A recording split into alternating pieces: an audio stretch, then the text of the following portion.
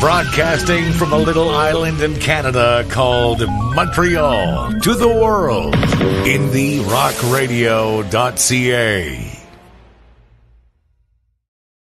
Then here we are. Good evening, folks, and welcome once again to another episode of Indie Scene with Bling and Junior. How are you? Good. You? Welcome back, man. I missed you over here at the show. It's been that's all lies.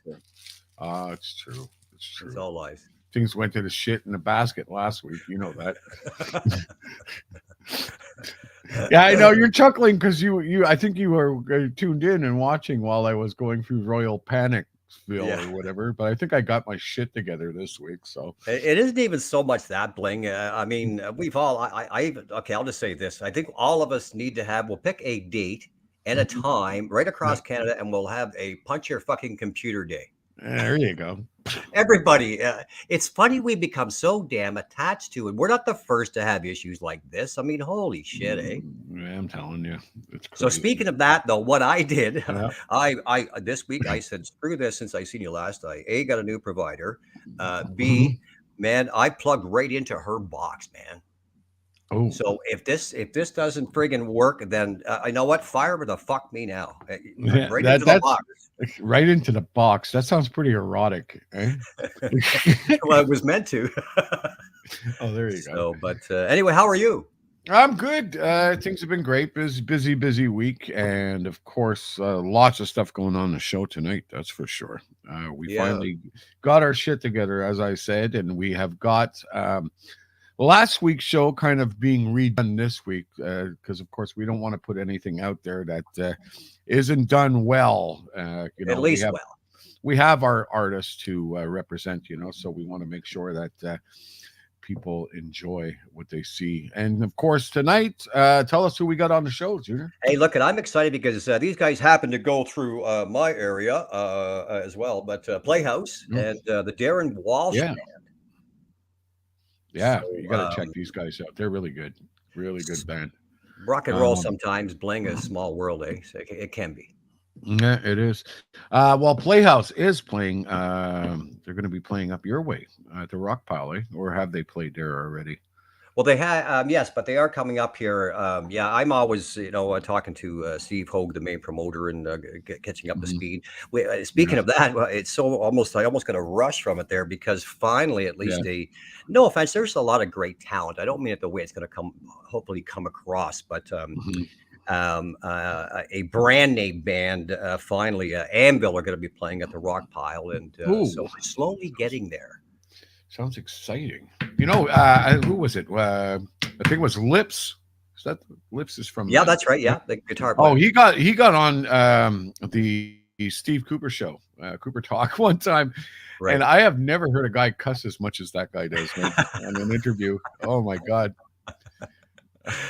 Last time actually was kind of a cool story I'll share with you when I seen him last. Oh gosh, everything's 2018, 19. But anyway, that we were talking rock and roll, and a friend of his just happened to show up, and it turned out to be, I'll send him to our Facebook page there on Indie Rock Radio. So his friend happens to be the guitar tech for Ted Nugent. No way. So he says, I just happen to have one of his guitars in the van. Would you like to see it? I said, are you fucking kidding me? Right. No. So Lips and I are kind of laughing and whatever, right? And so he brings his guitar in. Of course, as you may know, if you're allowed to even touch, you ask permission first, but if you're allowed to touch anybody's guitar, no belts, no nothing. Okay? Of course, it's kind of like a Harley Davidson type of thing. You don't ask to sit on it or whatever. Yeah. So of course I double check. I double checked to make sure, whatever. And so I have the picture of me holding this guitar, and then he happens to also, they're in my other my other studio room, hand me some Ted Nugent guitars or guitar picks rather. Yeah. So that was kind of cool. It's just so it ends up being, it's been like that for me for years, Bling. I don't know about you and your travels, but it ended up being somebody from somebody and so on. That's what I've got all this other stuff over here. That's it. That's why I call myself the Forrest Gump of Canada. Because I've been on all the right places at the right time, but just never really no one knew.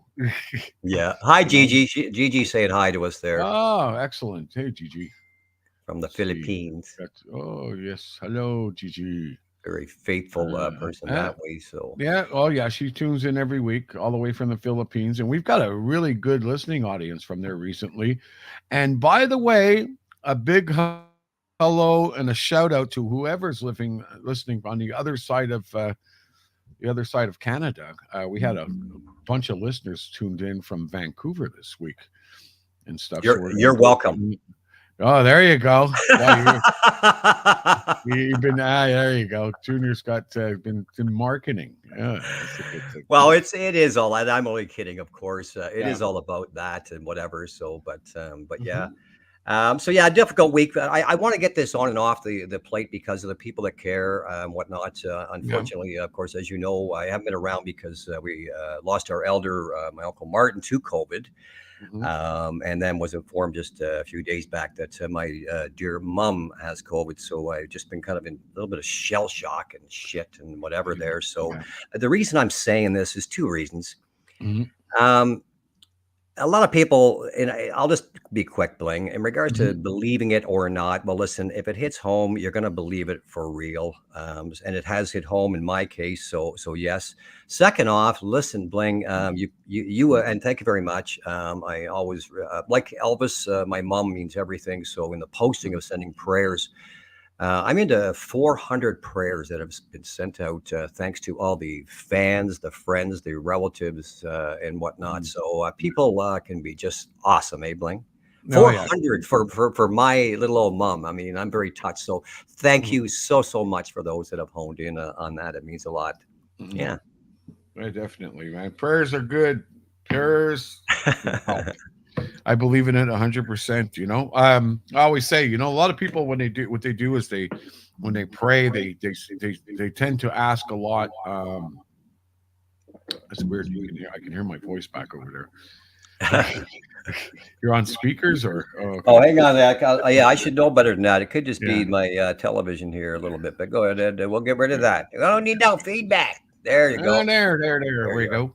So, anyways, yeah, prayer to me is not about sitting there and asking God about all these jukebox things like, hey, I need $1 million, and hey, can I get that car next week, and so on. It's more about just thanking God for Yeah. knowing He's got your back and praying for other people. So yeah, there's a strong amount of power of prayer coming your way when it comes to 400 people. That's guaranteed. I believe that 100%. Yeah, that's pretty Yes. cool. So, on the other note, on a different, because I was this has kind of been, and again, I'm very touched. I've been receiving still gifts. My birthday is coming up at the end of the month. I'm going to say that Oh, there now. we go. Self So, plug. Self plug. so I've been receiving gifts and Yeah. whatnot, thanks to the kind people. So, Mhm. this here is a pair of socks. Oh. Kanika, they're called, for the love of the leaf, because they know that I smoke cannabis. Oh, there we go. And they're made from marijuana or what? No, no, I don't think it's made Oh, okay. For the love of the leaf, as in Canada's maple leaf. yes, yeah, because yesterday was 420 as well. So, but outside of that, Well, those are seriously Canadian socks. Show them up yes, again. Show them a lot closer. If yeah, anybody so out there who's tuned in from the other side of the world doesn't know this, these are Canadian socks, standard. Like if you're yes, going to live up in Canada, you got to have a pair of these things. You yep, see, you'll notice them by the wonderful gray, and of course, the toes and the heels are white. And of yeah. course, we have that white stripe on the top with the wonderful Canadian red stripe going through it. Those are pretty much representation of what Canada is when it comes to socks. Those are, Yeah, because we've had the hats that are like this and so on and so forth. yeah, So it's been pretty cool. yeah. So the other thing that was kind of funny, from a very special person, I can't say any names, but I right away, because of the word, I thought of you. Uh-huh. Now I got it hidden here, so it's nothing Yeah, that's dirty. But check yeah. out this bling. Ooh, ooh, ooh, ooh. You never Hey, want to outshine the bling, but that's pretty sweet there, buddy. What is well, that? let's look at my wrist. This thing's bigger than my. I'm not a big guy What anyway, make but is it's it? bigger than my fucking wrist here. But What, so that what, was another that was kind ooh. of neat, and And then got another invite to go and do this. Do you know who this might be? What was that? Neil Diamond? No, this is Horatio Hernandez. Horatio Hernandez. Yeah, played with a bunch of very, very famous people, for sure. Carlos Santana being one. So have a drum clinic coming up that they want me to MC for that. Oh, he's the percussionist guy behind. And full drums. Percussion. Black magic woman. Yeah. You got it. You got it. Yeah. And that's so I've been kind of busy with things like that. And again, I'm just showing the gifts. Oh, and by the way, just yesterday, did you see my posting with regards to a show? I have not. That's okay. To be honest, man. Sheesh, man. You have no idea. I'm trying. Very nice gentleman. Joe was his name. I won't say his last name right now. But anyway, I'm doing an April wine show in Perry Sound. John was telling me. Yeah. He contacted me yesterday, so I kind of laughed and that. So that's been got that on the go, and just reconfirming all the other things that I've been talking about and whatnot. So I don't want it to be all about me. I kind of been telling you how I've been trying to keep busy and in amongst all the other. We're catching up, man. It's not all about you. It's about catching up with the junior. You know, everybody knows what's going on with Bling. Because the fat boy is always behind the mic every Thursday. You know, and been. Well, I thought that all week, as last time we did talk, you were talking about that you were going to go have real sex. So I thought maybe you went out and did that. No. Hasn't happened yet. Hasn't happened yet. In fact, I'm becoming a born-again virgin. That's it. I just give up. You know, I've done my time. You know, yes. I'm good or whatever. You know, I'm just happy it still functions. You know, so yeah. But anyways, let's get on with the show here. So we have got a couple of amazing interviews coming up there. First, I want to play you some music. Big announcement. One of our favorite little indie bands all the way from Netherlands is going to be releasing an album here on indierockradio.ca. They're going to be releasing an album on the 13th, brand new album, and I wanted to play one of their videos right now. And then, we'll play you a little bit of music, and then we're going to come back, and we will have our first interview, which is going to be the Darren Walsh Band. So stay tuned for that one, folks. You're tuned to Indie Scene with Bling, Mr. Bling. There he is, right there, and Mr. Me, Junior. I am a junior. I'm back. And we are also live here on indierockradio.ca. Hello to all our Sunday listeners, because I like doing that, talking to the future. Yes. And hello, Thursday night Roxanne's now, checking in there. Hi, Roxanne. Hey, Roxy, what's happening? So, let's just put up see what she's got to say as we're doing this. Hey, fellas, glad I can join your live. So, no, we're glad you could join, Roxy. It's great to see you. We are. All right, so let's get that video on the way here. I got to click through Windows of Madness here, and here we go. Here's a little bit of Morgan Dust for you here on indierockradio.ca, and a song called Hands, which is really cool, Junior. It's a song that's dedicated to all the people who have worked behind the scenes throughout this whole pandemic and stuff.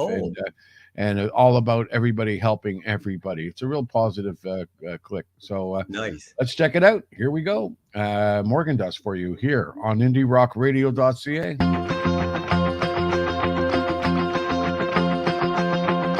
Come, all you children, all you lost and lonely.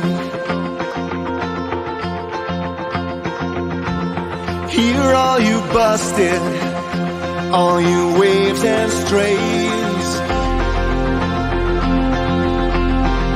The world is out there. You could be free if only we use our hands and free our chains. It ain't the heartless, it ain't the blinded, baby. Don't be misguided by their suits and ties. It's about you and I making it together, baby. From where we stand, we build it with our hands. It's hands that make, build, create, valuable and even fake. Hands that help, caress and save. Build it with your hands.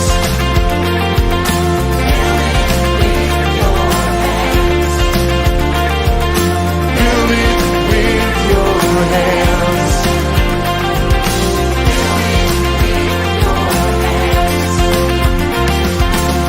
Cry if you want to, it will get you nowhere. Scream at the ones you don't even know.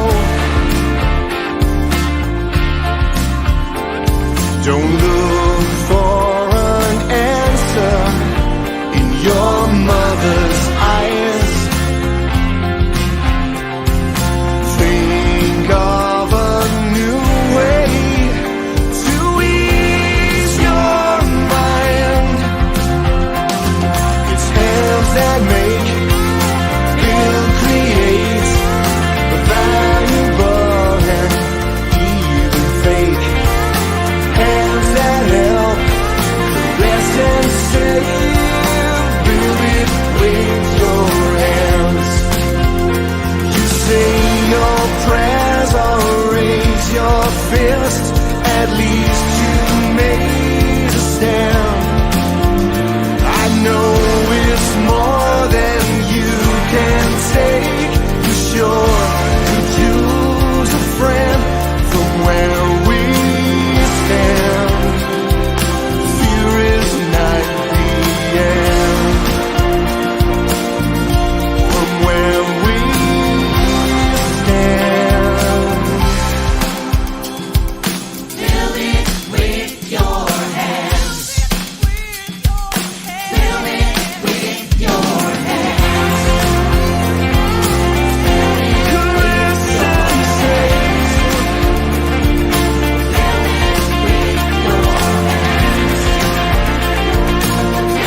From where we stand. Build it with your hands.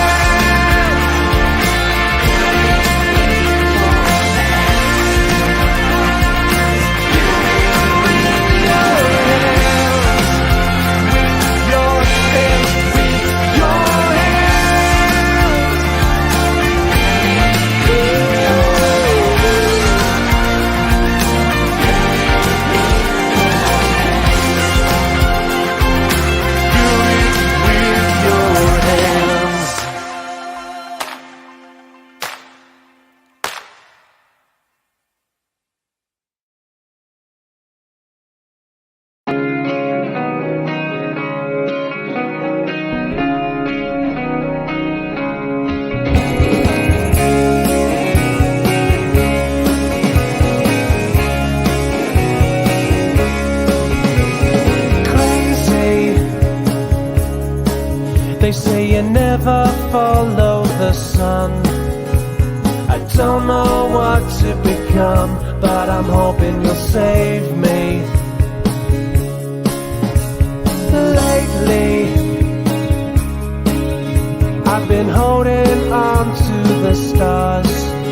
Gonna wait till you realize that you're driving me crazy. Flowers for Jackie, flowers for Jackie.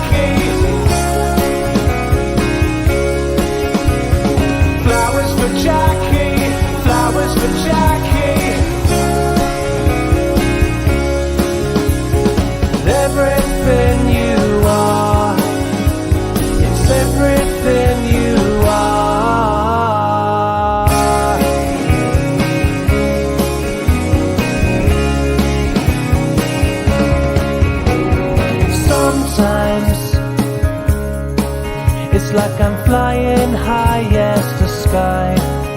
If I fall before you decide, there's no way you could wake me. Always, you're always taking the time. Today I'm gonna tell you why there's no one else that can save me. Flowers for Jackie, flowers for Jackie. Flowers for Jackie, flowers for Jackie.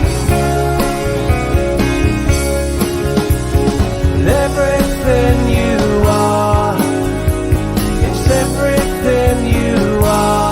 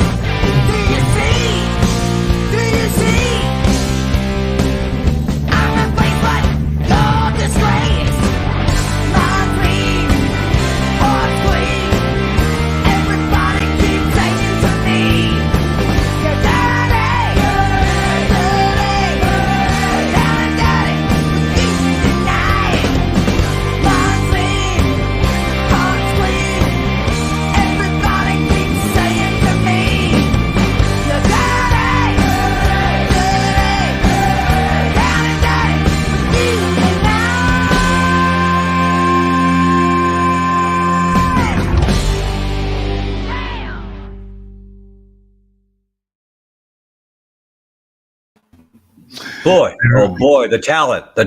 Oh my God, the talent, eh, Bling? That's it. That's Signal 13 and a wonderful track called Dirty here on IndieRockRadio.ca. And you're tuned to Indie Scene. Just before that, we had The Speak. Now, these guys, they submitted a while back, and I just love this track. I have no idea where they're from or anything like that. I got to look into it because I'd love to interview these guys. They got some sweet. It's weird. It kind of brings you back to like a little. It's got some British touch to it, doesn't it? It's funny you say that's what I was thinking when I was listening to that. Yeah. Yeah. It's got like a little bit of the Beatles influences or whatever, but and that's not a bad thing.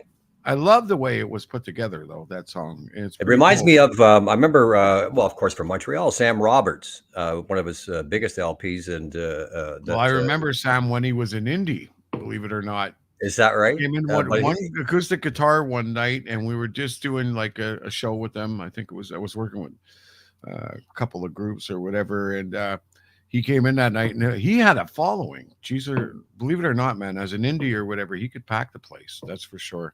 And that big LP pretty is much what I was saying in the interview. He was very much so. He was listening to the White Album, and then that's why it's you can hear in that popular LP of his that he was very much so influenced by it. Not a bad thing. You know, a known fact. I don't know if you've ever seen the picture of Yoko Ono and John Lennon naked. Yes. Yeah, that was originally, they wanted to put that was where all the Yoko Ono stuff started happening, because when the White Album came out, they wanted to put that picture as the album cover. So that's why it became the White Album. It was pretty much they couldn't decide on what to put on a freaking cover, so it became the White Album. And, we should maybe do that now that you're saying that. Maybe we should, with our listeners, play rock trivia some night. Yeah, that's it. Get crazy with that shit. Well, we got to get some swag to give away, and we got to get some gifts to give away first, and we can probably pull that off.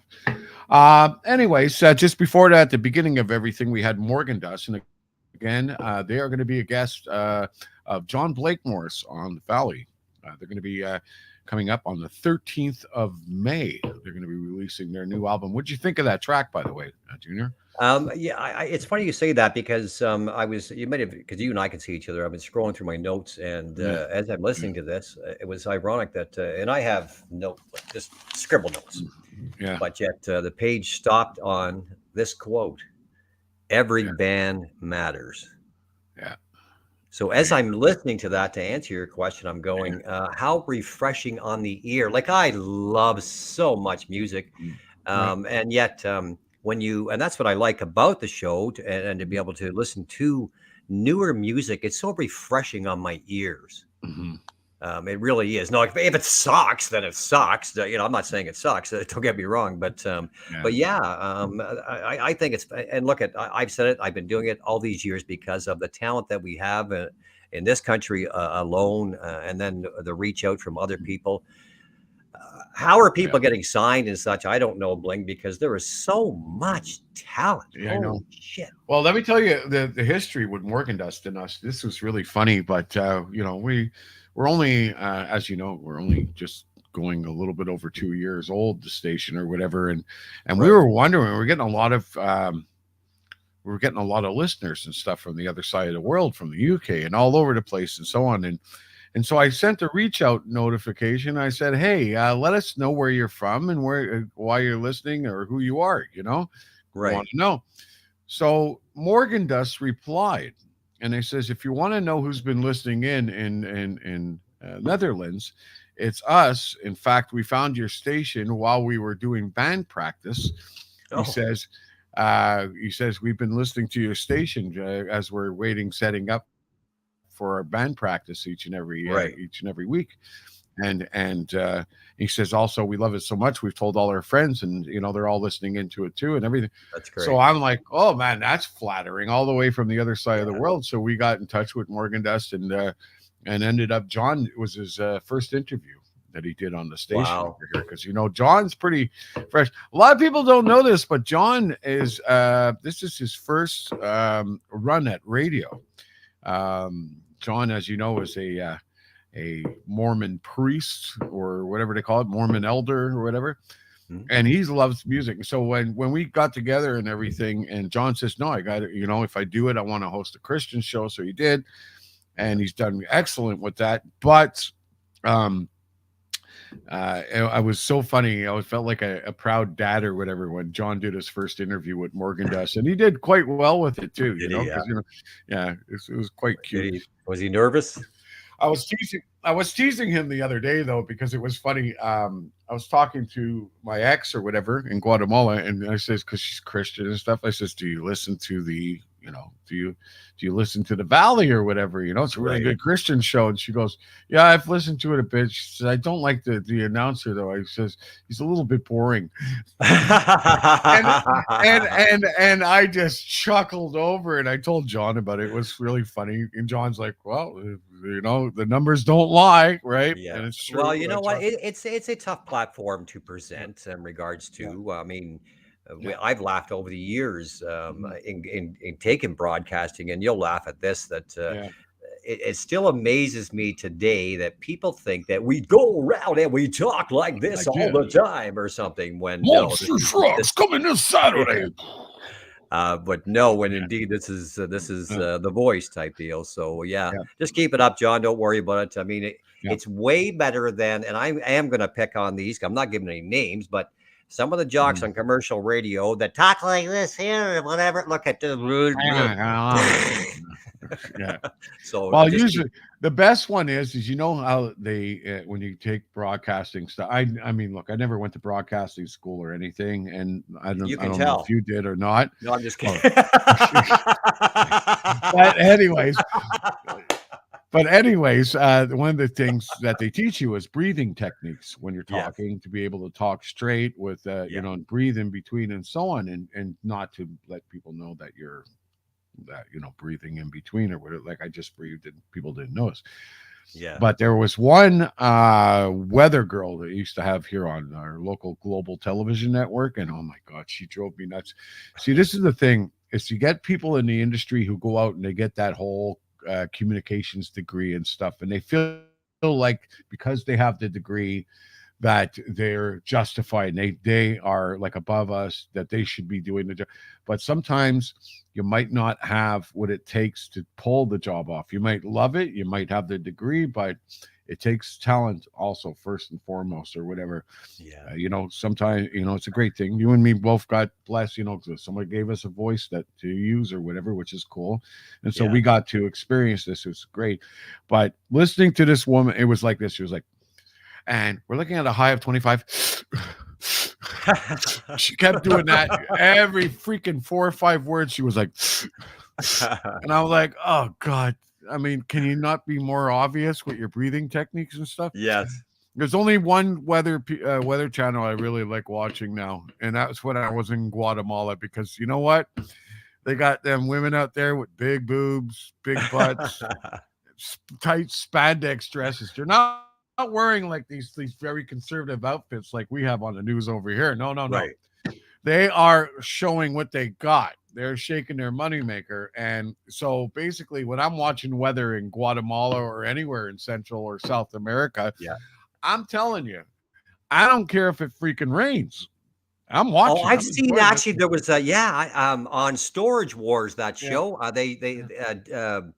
Shit, I lost it, forgot his name there, but Barry. He actually was with one, and yes, I know exactly what you're talking. It's like, how about this naked news? Have you got any of that? No, that's been around for years, but I haven't really. No, I'm a good Christian man. I don't. Sure, But anyways, the funny thing is here's where this really gets hilarious, because down south or whatever, everybody's got their cliques. Like in Colombia, you're going to meet a girl, she's going to be and she's going to have a big butt, but they love the tattoos. Oh my God, Colombian women tattooed all over the freaking place. Really? Right? But you won't find that at all in places like Guatemala and Mexico, a little bit, and so on. But the funny thing is the one thing they all have in common is big boobs and big butts. Wow. And it's common down there. So common that I went to buy a boutique in Guatemala. And this is hilarious, okay? And I noticed this right away. Over here, you know how we have these mannequins at Sears or Eaton's Yeah. or like one of those department stores, and they're all like flat, like got a little bit of something, and it's just like very skinny mannequins. Sure. Yeah. No joke, they're mannequins. Got a dress on it. It's got a big butt and a big pair of boobs. Oh. No jokes. No joke. They got even mannequins because what are you gonna do? You're gonna put like that dress that fits that woman or Yes. whatever. You can't put it on a skinny Vogue mannequin. You know what I mean? Maybe So, over here it'd be one of those new, they're offensive things. People would yeah. find it offensive. No. I'd like to open a boutique over here just with those type of mannequins and clothes. That would be Well, hilarious. Quebec and Montreal is a lot easier, and no pun intended, there than most. At least Oh, they, as long as you put the sign in French, you're okay. You can do anything. right. You have to put dominance of that there, and then you can put the English and the little one on the bottom Yes. because it's the law. It's the law. Anyways, let's move on. Let's get on with this thing. Junior, as you know, I've been busy while you've been gone. Me and John got to stop on by our first concert in a long time. Oh, Felt great right. to get Yes. out. How was that? Felt great to get out. Oh, John, you should see him at a concert, man. He's hilarious. Like a little kid? Oh fuck, he's swinging his head like a headbanger or whatever. But he's got no fucking hair. He's got no hair. I'm like, John, you live in the heydays? He says, I'll wear a wig next time if I have to or whatever. And he's just going for it. So here's what's funny. He goes, we go do this show and we do the whole interview, which you're going to see now. But Right. the funny thing is John gives me a call on Tuesday. He goes, Queenswyche took the show. I said, did. you went to I heard Judas that. Priest last night? How the heck did that happen? He goes, Yeah. a friend of mine called and had free ticket. I said, okay, so you ended up going anyhow. So he went to Judas Priest. Now, the sad thing is that Judas Priest played here. I think they played Ontario and stuff like that. And not good things or whatever, because Queensryche was so good that they literally took over the show. And I don't know what's up with people, if they're becoming old and boring now or what, but on Hard to both say. shows. Hi, Ann Travers. I just on the side here, people are saying hi. I didn't. Yep. If you can put them in front there, that'd be cool. Yeah, no problem. But you know what? You're right, Bling. I had kind of heard this kind of the same thing, and it could be. I mean, you interviewed Judas Rob Priest got Halford. upstaged, and people were leaving halfway through the show. Why? Wow. Because you're worried about getting out into traffic or something? What the hell? Gosh Almighty, Like, that's kind of. Yeah, it's pretty annoying. I don't know. I mean, I guess I'm trying to say this, that, and I've always defended that's a singer or a bass player, or somebody can have an off night, but when the crowd is not feeling it, well, then I don't know. I haven't got an answer for it, and we've heard this over the years. Not just them, or even at that time. It's like sometimes it's almost like they should have on the ticket. If you're not satisfied, you should at least get $10 back or something. I don't know. At least. But I heard the same thing. Yeah. No, but Rob, Rob's been a guest here on the show and stuff, and he's been all gung-ho about it, but a lot of people don't know this, but he's been battling a little bit of cancer and stuff like that, eh? Well, that could be one example. Mm-hmm. Another thing, while we're on the same subject, have you been seeing these videos on John Bon Jovi? I have, and same deal. Same deal. And they were picking on Vince Neil. Sometimes it's age. Well, and Vince whatever. has been fired again, and Yes. they've hired a whole new singer again, and they're going on tour. Motley Crue. So I was like, in the in the Bon Jovi story, in fairness, I can recall when it kind of happened when Richie Sambora had left and whatnot. But he was primarily, and they had said collectively, this is fair, that through the tours and all that, he always made up the difference because he has that same pitch as John Bon Jovi. So on a weeknight, this is their words, he would be there picking up the slack and vice versa. So not having Richie Sambora now, and that's what happened. Well, I guess that's what happens with age. I mean, it just happens. That's all I can say. This is a really amazing comment right here. What do you think?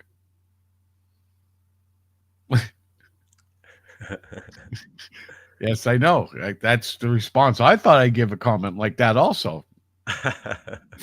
Anyways, that by the way is Kirk. Kirk, by the way, has been on hiatus for quite a long time and wondering when he's coming back. He Oh. used to host a prog show called Prog Talk here on Oh, well, IndieRockRadio.ca. hi, So Kirk Bennett. I don't know you, but what he, critics are to be regarded as dogs, regard like fire hydrants. I have there to you go. agree, mate. Piss on them. You're right, Piss on Kirk. them. Just That's piss it. on them. No, so Kirk and me go back. In fact, Kirk's sister used to babysit me back in the day. So he's a close family friend also. And I'm he's sorry to also a hear that, Kirk. filmmaker. And he's got a really amazing film coming out soon, all about Wow. Expo 67. Remember that? Absolutely do. Yeah, did a whole documentary. He's a great documentary maker and stuff. In fact, I'm in one of his movies that is still waiting to be released also, which Did is he pay you to say that, Kirk? You put it on here if you did. no shit. There Yeah, we no, go. We've hey, got good the idea official on the This Expo year I shall 67, by the way. return. I think it's kind of needed right now in regards to a brought back memory. So that's a great idea, I think. I really think so. Yeah. So Oh good no, move. it's incredible. He's been pulling up. He's got a whole Facebook page and everything too. If you want to post it up, Kirk, go ahead. But they got some really cool footage. Did you know, like, they had really cool movie stars and stuff that came to Expo 67? Even Ed McMahon, not Ed McMahon, Ed Sullivan was at Expo 67. A lot of movie stars, musicians and stuff. I think the Monkees were there. And Yeah, you're right. Yeah. there's all kinds of like cool footage. And one of the coolest things is they had a car that they posted there from Alfa Romeo called the Montreal. Right. Oh, definitely. It put Yeah. Montreal on the map for sure back And in its remember day. the I was too young to kind of remember that, type deal. But well, I the do same remember. here. I mean, I was 1 year old. I was born in '66, right? So, but I think everybody in Quebec had these little, and he's got a picture of that too. There was these little tiny salt and pepper shakers that said Right. Expo 67 on them, Yeah. and they were shaped like teardrops or Okay. whatever. Really cool, like little porcelain things, and but man, some really cool stuff. You got to check out the Facebook. Check out the movie when it does come out. Sure. Okay, so here we go. This is Tube Oh, there's his Space. webpage right there. Yeah. Okay. Yeah. That's a good idea, Kirk. No Okay. problem. Check that out, folks. And I've actually got a in my other studio room there with all my other bling. I have an Expo 67 pin of all the swag that I have. So yeah, that's really cool. Oh, you'd love to see what they found. I mean, he's been doing research and stuff. He's got some great researchers working with him for this movie. I'm looking forward to seeing it because I love checking back on like history and different things like that. Me too. Documentaries. I see they found Carey Price, by the way. Oh. Yes. Can't tell I'm from Ontario. No, I love the guy. well, He's Métis Aboriginal like me. yeah, I know. That's pretty much the problem with the Toronto Maple Leafs is that their stadium is built on top of an Indian burial ground. So while you brought the subject up, there we go. No, everybody loves Gary.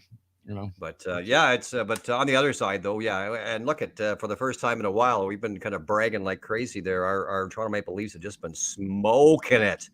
So it's been great to do that. You know what? It's funny. I'm going to bring this up. I'm kind of annoyed with it as well. But yet, what I'm getting at is I don't have cable. I just have internet.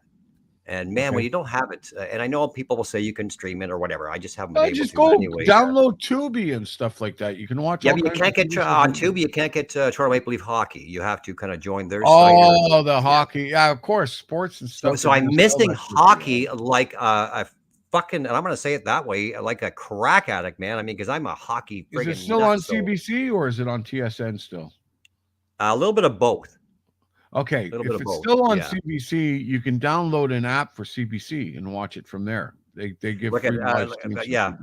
I've already had enough laptop issues, so I just anyway. I haven't type deal. So I told myself because I got some things coming up there. I'm either going to arrange to get one of those incredible computers, or I'm going to get cable again. That's it. All right, so let's get on with this, ladies and gentlemen. I'm going to introduce you now to the first interview of two. We have got two for you tonight. The first one's going to be the back. We'll go in the recording order as to what we saw the show, which is now the backup band.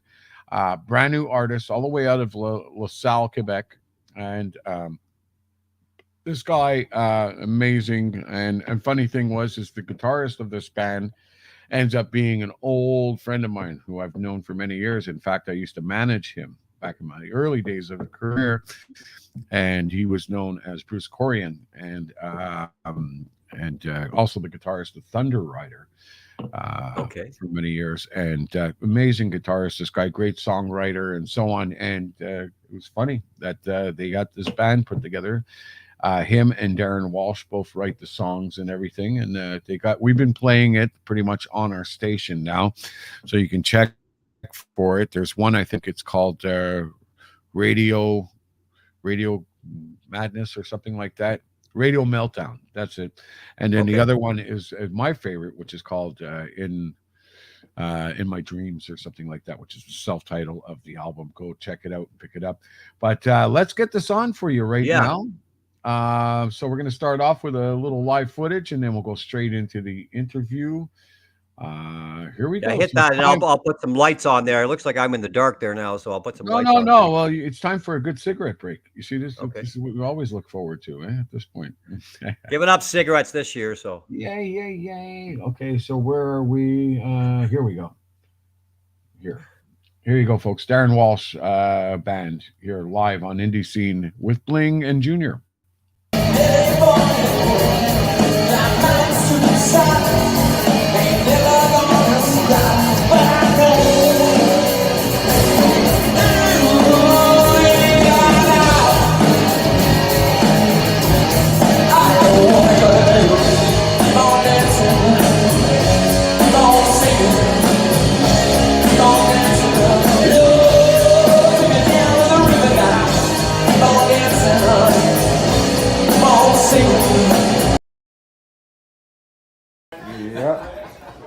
All right, folks, hello and welcome once again to Indie Scene here on IndieRockRadio.ca. I'm your host, Bling, and of course, we have got you a really hot band fresh off the streets of Montreal.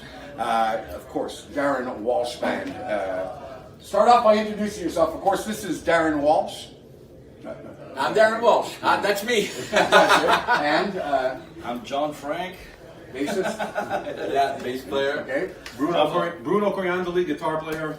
And I'm Drew the drummer. Drew the drummer, if that doesn't stick. Drew the drummer. Cool. So, you guys just finished your set over here for the record launch of Playhouse and stuff, and me and John were just totally impressed by what we saw. Really great show. Now, tell me a little bit more about the band. Pay you now or pay you later? So tell me a little bit more about the band. How did you guys get together and start this whole project? Well, we've been playing together for a while in a cover band.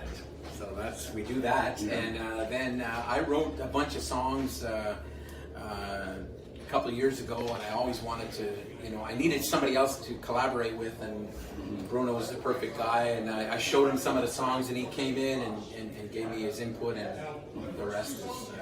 What I did is, as I produced his album, he brought me the ideas, and I said, okay, Darren, what do you think of this? We added parts, we did this, and then we changed timing and this, but I did it in my studio, in my home studio, and we managed to put an album together that makes sense. It sounds good, and it's everywhere. It's on Spotify and Apple, and it's streaming everywhere.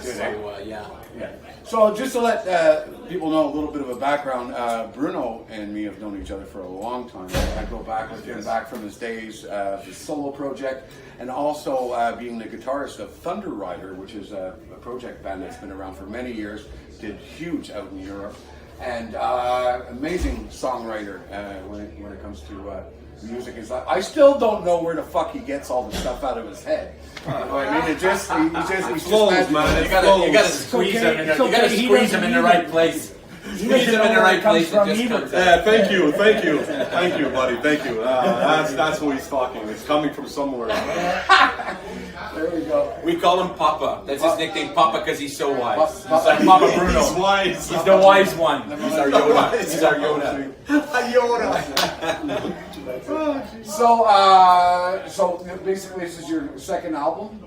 It's the first album. It's the first album, and we actually started working on some other stuff, and hopefully going to release another album. I would hope this year, but we'll see. Yeah, we're working. The pandemic kind of pulled this back. Kind of pulled a lot back. So tell us a little bit about what went on with you guys in the pandemic and stuff. Was there a lot of creativity that flowed through you throughout that time? We did our album in the pandemic, pretty much. Yeah. I was allowed one person in my place, and it was Darren who would show up at least once a week or whatever. Okay, let's work on this, let's work on that, let's lay some vocals, this and that. And then I would send him a lot of times songs by mail and stuff, email, and send back and forth. And that's how we put this album together. So, yourself or whatever, the both of you guys, the rhythm section of the band or whatever, how did you guys come into? Well, I've been with Darren for a little while. We were in cover band, and during the pandemic, we couldn't get any big gigs at all. So we did Acoustica with acoustic guitars and me on a cajon playing percussion and doing covers, and it still got us out. We still got to play music for sure. Yeah. Give me the challenge as a bass player to play some guitars. That is, of course, Playhouse warming up and interrupting our interview. Here's the. When he told me about his original project, I said, no, man, that's enough project.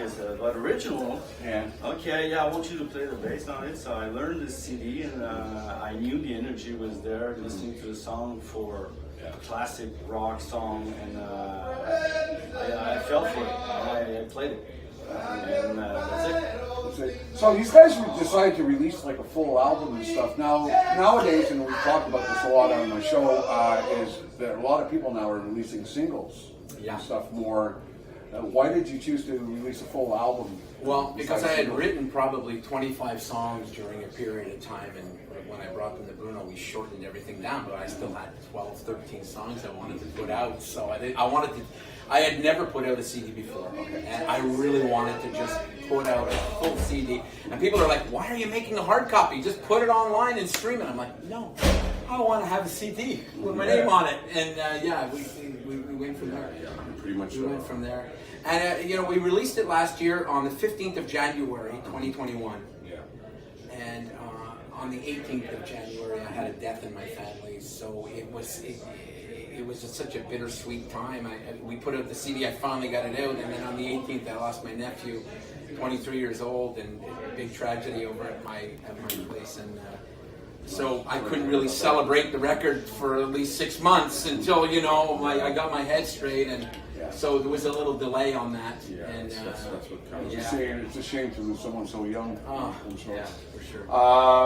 So basically, this album has been out and stuff, and fans pretty much getting a lot of back reviews and stuff like that for people. Yeah, well, we posted a lot on a lot of the material on Facebook and telling everybody that we sold quite a few CDs, and we also put it on every social media. And it's on Apple, it's on Spotify. Just search Darren Walsh and punch in My Dreams, and the whole CD comes up.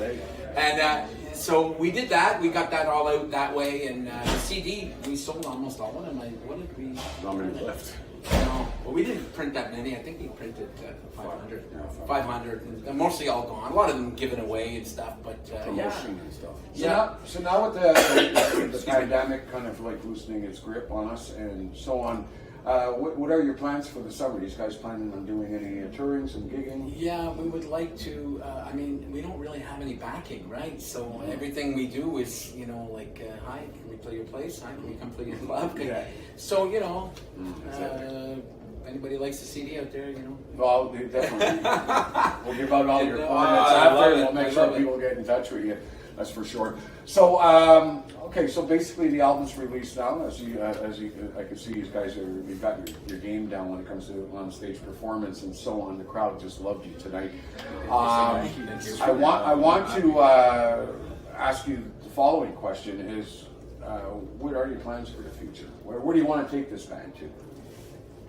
Well, of course, the dream is to quit our day jobs and that. But I mean, we want to sort of get into. He was talking to me more getting into backup bands. Yeah. In 2013, I had another band, and we opened up for Quiet Riot. Okay. And I would love to start opening up for bigger bands. So I don't know how. Promote the album. Yeah. Promote the album. That's it. Try to see what we can do. But Well, yeah, we love playing live. Playhouse has been around for 27 years. Talking about guys trying to live the dream. And recently they got signed by RFL. So you know what? It's just what day, which opportunity, what day that's all going to happen. Yeah, those guys are.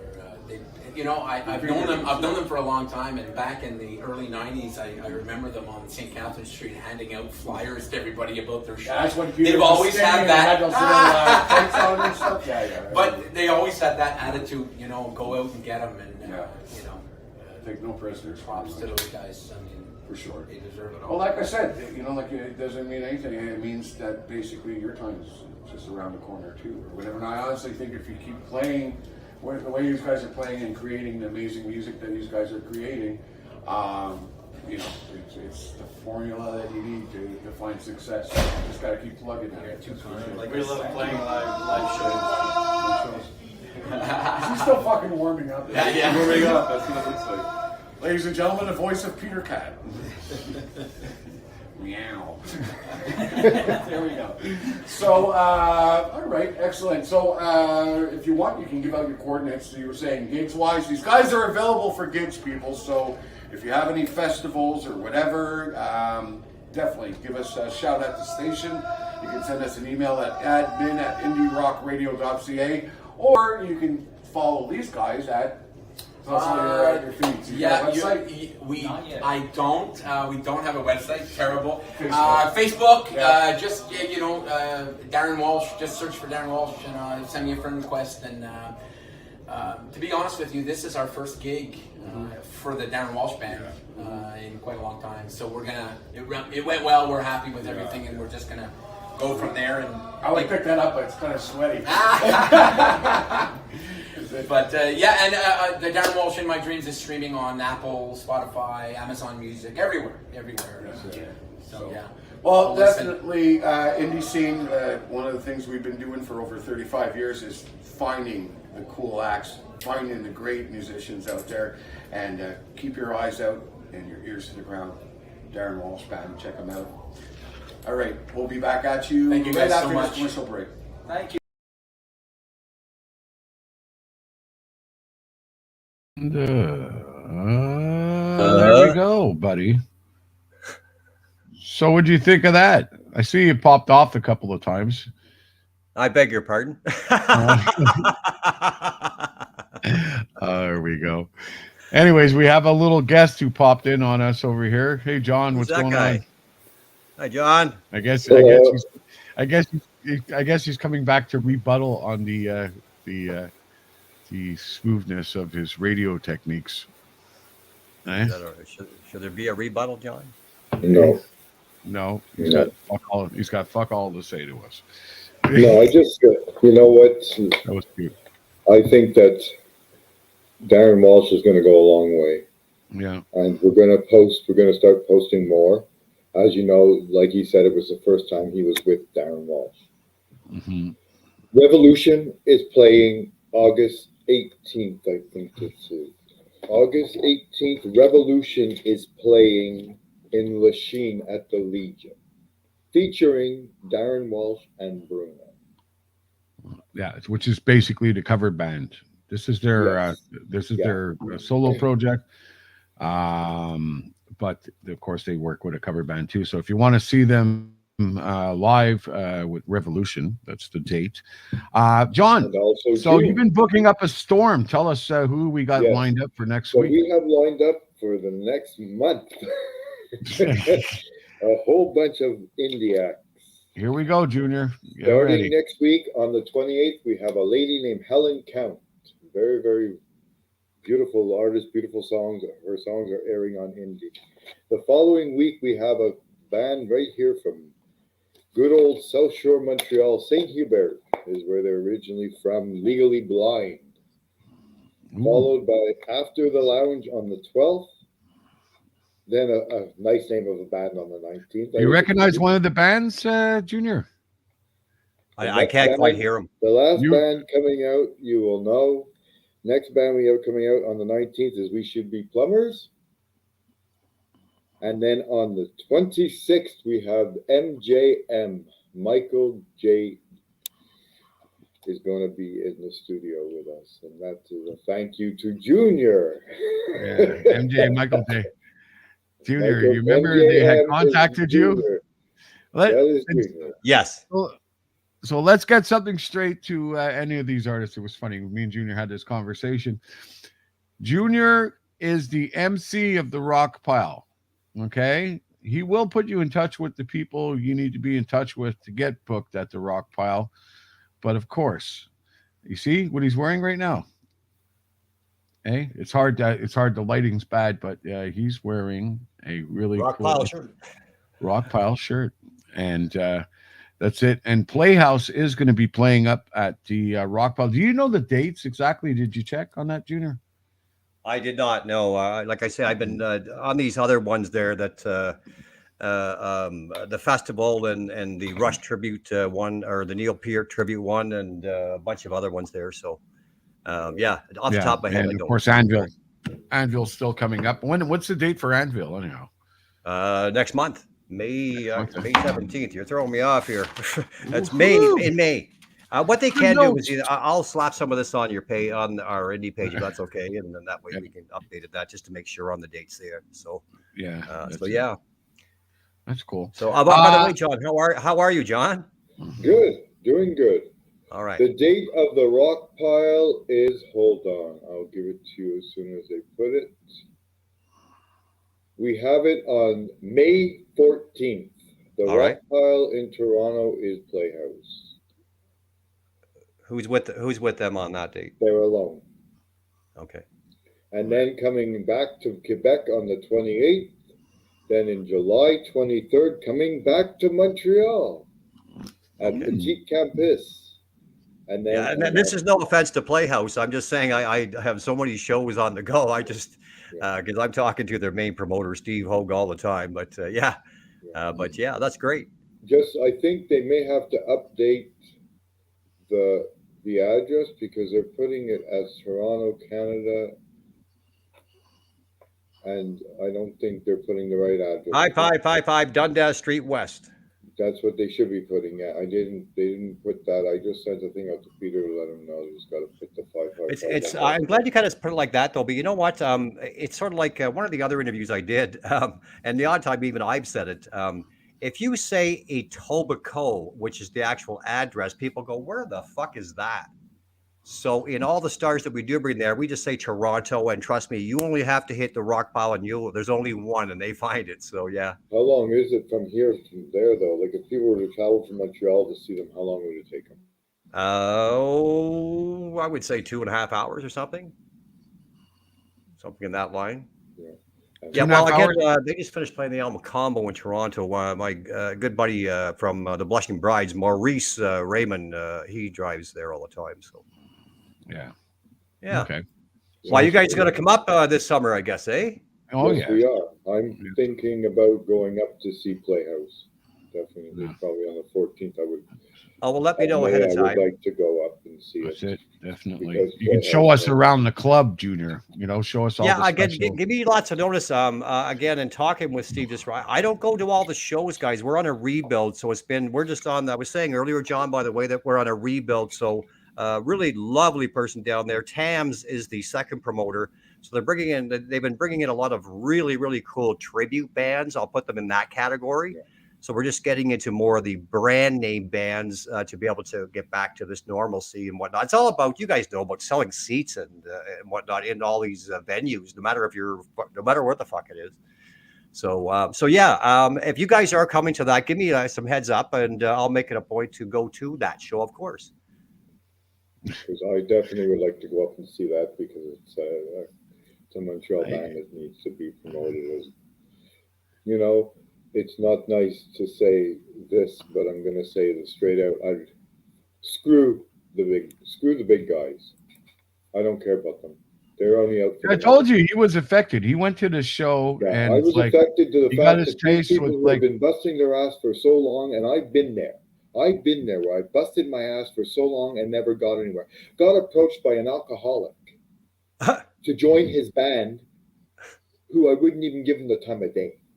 Yes. Because they're not even, they're still together today, but I couldn't see myself going down that road, you know. And all these little bands that are opening, are going to clubs and trying to make a go at it, are getting shot in the ass because somebody is charging $800.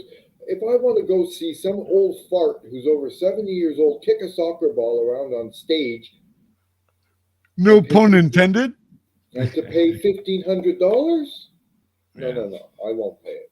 I agree, and I'm a huge fan. It's not like Rod Stewart needs the money. Obviously, you're talking about Rod Stewart. Yeah. Well, when I heard apparently the interview is going to be released, we don't know when exactly it's going to happen, but the interview with Bunny Carlos and Robert Zander of Cheap Trick. Yes. You know that ZZ Top is big. They're not charging a lot of money for their show. I think the biggest price in Montreal is $195, but the $195 that you're paying for in Montreal is because it's a meet and greet, okay, with the band. It's nice to hear. I only know of another artist off the top of my head that is actually making it affordable out there, and that's Kid Rock. Yeah. So I don't know. It seems to be about. I'll just say the word fucking greed and whatever it seems to be. Same as that tour with Motley Crue and Def Leppard and all that. You guys see the prices of the tickets there? It's unbelievable. Oh, well, it's a minimum of $400 if you want to be John way the fuck up in the nose. I know, but then here we go again. You got Motley Crue, who just got rid of Vince Neil, and they got some new singer, and the prices they're charging for that. Oh, did they make that official? Did they make that official, Bling? It's official, yeah. Yes, it's official. I honestly think, listen, if you lose the main guy, Vince Neil, he's not up to par anymore. It's time to shut the fuck down. Shut it down. Why is it that they got to bleed more and more money out of people and say Motley Crue's still alive or whatever? No, it isn't. No Vince Neil, no Motley Crue. That's it. I told you the sentence karaoke replacement. The sentence Bling is they're all on a rock and roll retirement fund tour because nobody's buying music. They are going to be on tour. I just got the press release from Rock News until 24. Possibly on this that what are they calling it? I even forgotten, but because I'm so kind of annoyed with that in regards. I don't sometimes blame the artist, but Jesus, that's kind of who can afford that? Yeah. No, nobody. Especially during this whole pandemic thing, people are even tighter on money with all the prices and food and everything going up. Like, I'm going to go out and spend $600 on a concert. Maybe Gene Simmons' statement there that rock and roll is dead is because of that, the fucking price. Well, he has no room to talk because he's on tour till 2029. As well. He needs the money, John. and honestly, you know what? It's, as John was saying, it's a lot more affordable to go out and see a show. Like, also one of our previous guests or whatever, Old Soul, is got a show coming up on Friday, right? Yep. Tomorrow night or whatever. So if you want to go check them out, and that's like seeing a great classic 70s rock band. You know what I realized more and more I listen to her, she sounds a lot like Grace Slick. She does. That's quite a compliment. Oh yeah, she does, man. Totally. She's got that, when you die, all the joy.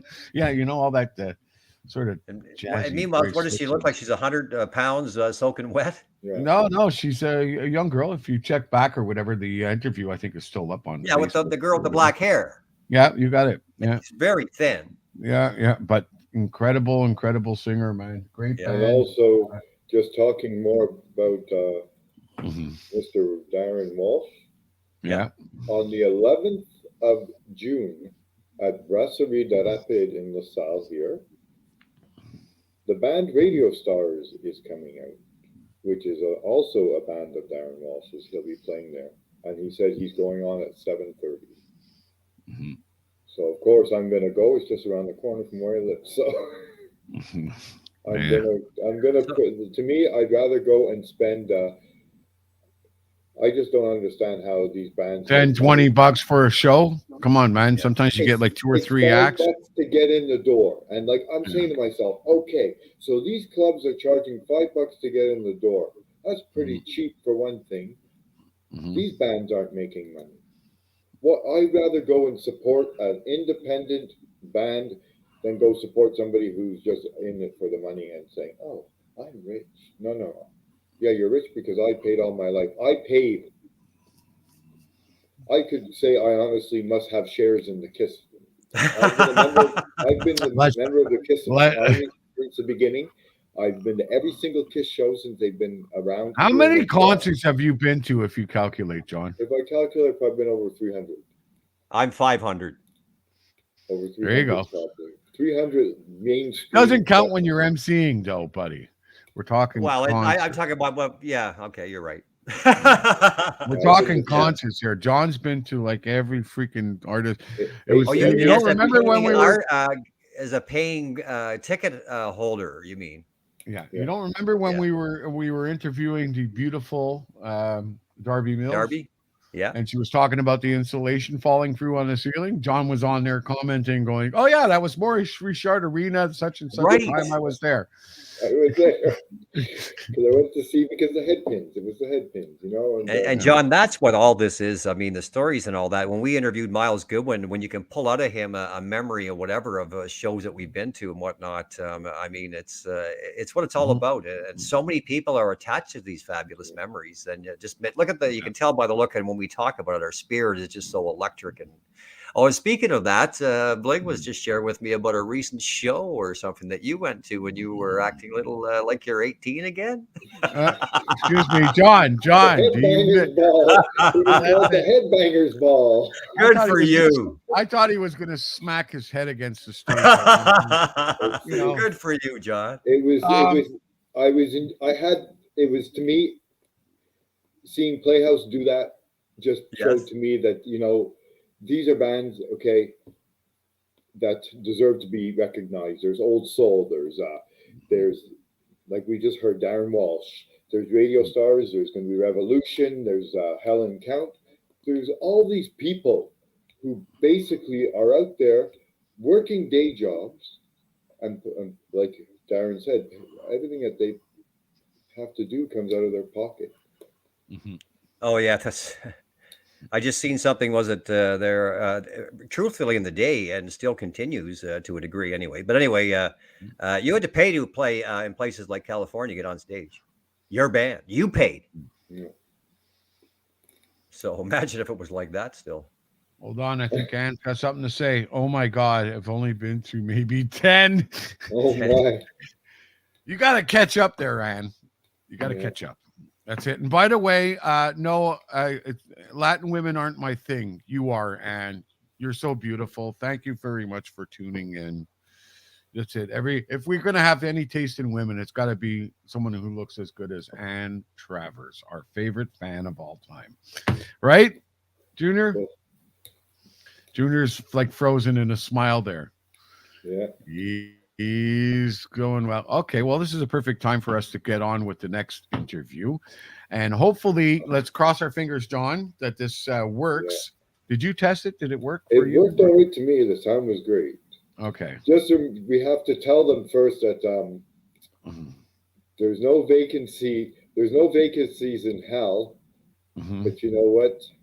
We definitely know that, as Playhouse says, you can turn it up louder. I would say to take this interview and turn it up to 10 and listen to it, because I tell you, these guys are smart. So let's give you all a taste of. He's back. He's back. I have my answer, guys. So it's definitely my computer. It is, eh? No, it's weird, but we were okay and fine until we started adding more people on. I think last time when you were really crapping out, when we have like more than 2 or 3 people on there. Yeah. We'll have to get in touch with StreamYard and find out if there's an issue or something like that. Yeah, I'm just driving through my phone there, so we'll be fine. Let me just get this. See, she liked it. I love you guys. See, I was happy with our comment, Junior. Well, we like when people come in there. They're that's our reviews, and they listen to us. That's it. Listen, if you do have any comments on our station or anything, we do read emails. We do read all your comments and stuff, folks. And we, if we don't get back to you and respond to you right away, just understand. I was checking the email this morning. What was there? 672 emails we got to go through, John. I've gone through. I went through like 40 today, but oh my God, come on! Take really? Trust me. I'm going through a lot right away. What I'm doing is I'm going through all the music submissions and starting to add, so that we can show that we have a database. We're like way behind on that, you know. There's like submissions that come in constantly every week. So but isn't it a lot of great new music here? Isn't it kind of nice though? We're kind of getting back at it though, guys, and whatever. So all of a sudden, so there we go. There. This I should be good now, guys. Sorry about that. I have a question for John. John, do you miss the hair? Not really. Because it really looks strange when you're head banging on stage doing this at a concert, right? And you got nothing swinging around. Just have to wear a wig. Junior can pull it off because he's still got the golden locks of like. Junior could have been a wrestler. His hair is so gorgeous. He's like Gorgeous George with his hair. Gorgeous George, the wrestler. And now in this corner, we have Gorgeous George, the wrestler, weighing in at 120 pounds, and his opponent is there you go. Ready to Man pump weighing some in at rock and roll 400. into you with his heel pert drumstick. Here we go. You just have to. You just whip that hair, and you'll whip your opponent right out. He'll fly off the ring. Okay. Oh, but I gotta ask, guy, before that thing cut out of me. Anyway, so you were having fun. So truthfully, John, the next day, were you sore? No, I was still pumped up. It made me want to do more for these people. Yeah. No, wait, from your body, I thought your neck would be sore and. And you know what the best part is as you know, John's Mormon. He doesn't drink. We didn't have a single drink that night.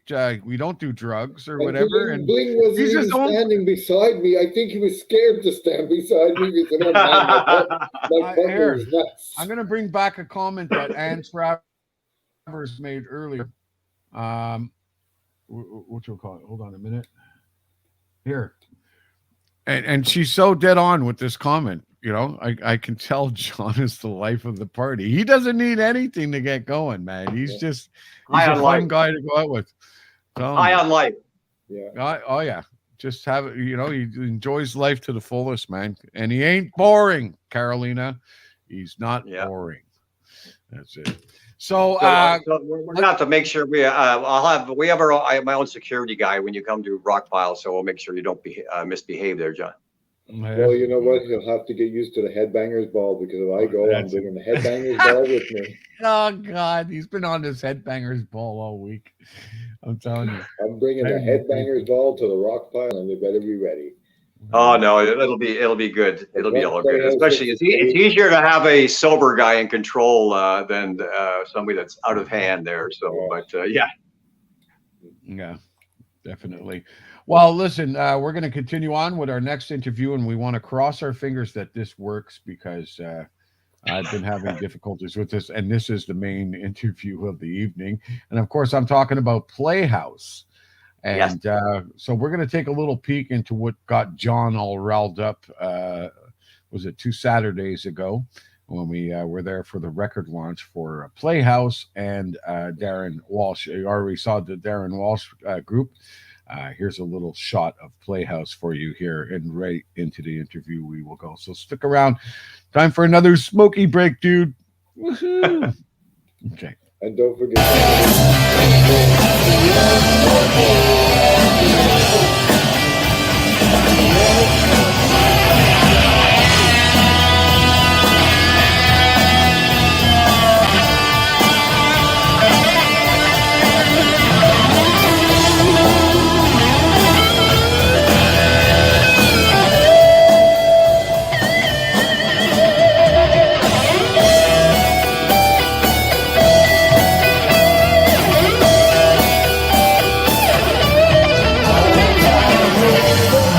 Love is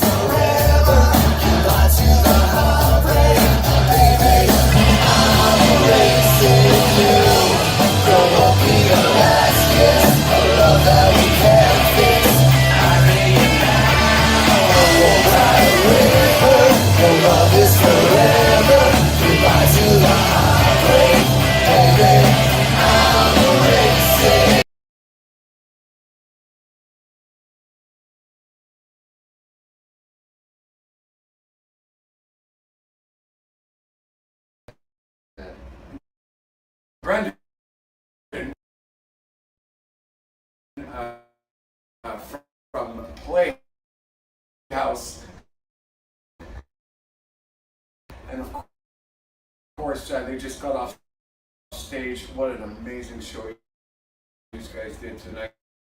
It was great to see these guys play again. Brandon's is our tech. He works with us. He does all the running around. There's all the running around. And I know I saw him on stage running around for microphones and stuff tonight. Yeah. It was cool.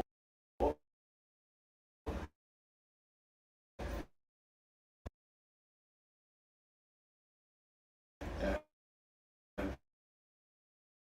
That's it. Great work, man. Thanks for having us again on Indie Rock Radio. We love your station. I saw my T-shirt, bro. Yeah. I wear it all the time. Yeah.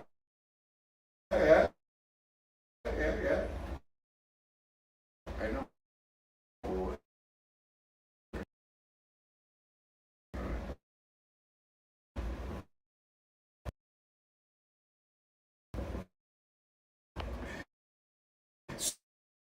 So, anyways,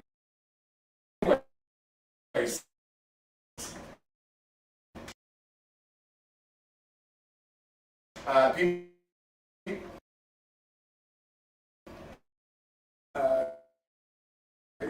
been with us for a long time, since it's almost the beginning of the station or whatever. We met back well, we met a few times or whatever. These guys have been doing this for 27 freaking years, and finally, as I was telling somebody earlier, 27 years. Never give up, folks, because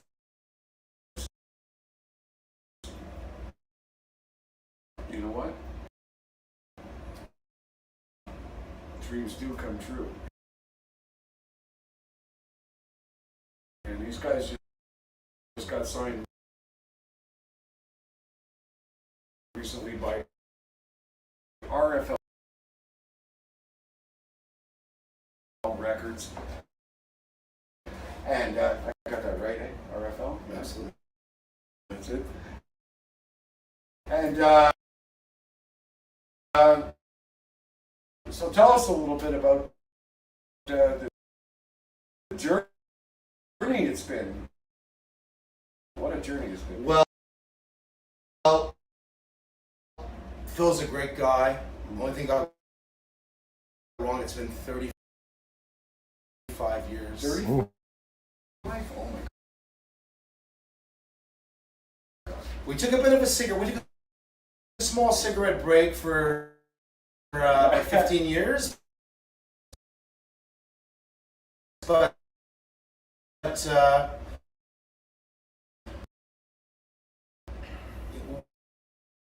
we've been back for the last 7 years, and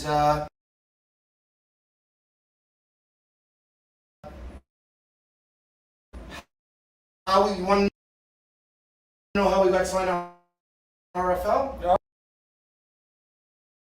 Well, I'd like to know, what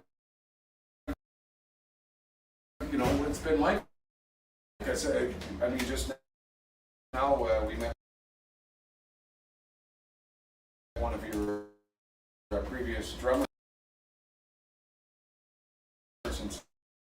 from the back. Here with you. A lot of people I saw you just beat up with that you haven't seen in years. It all came together tonight to watch these guys. You know,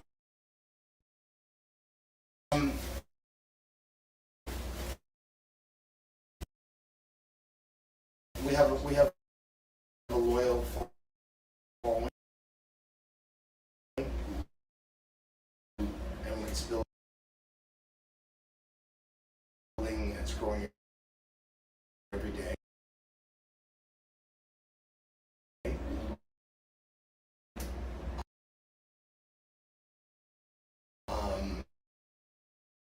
People have been following us since 1987.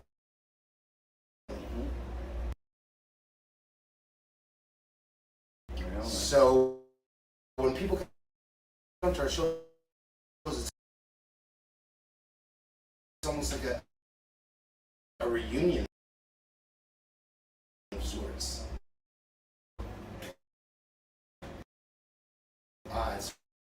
It's very, very special. I mean, you can't see him right now, but the guy in the corner right here, David McLean.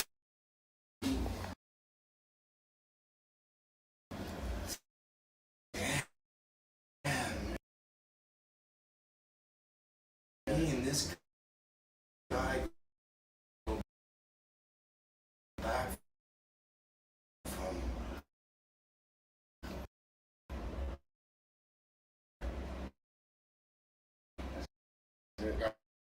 I feel emotional. You know, when people garbage cans in the neighborhood, eh?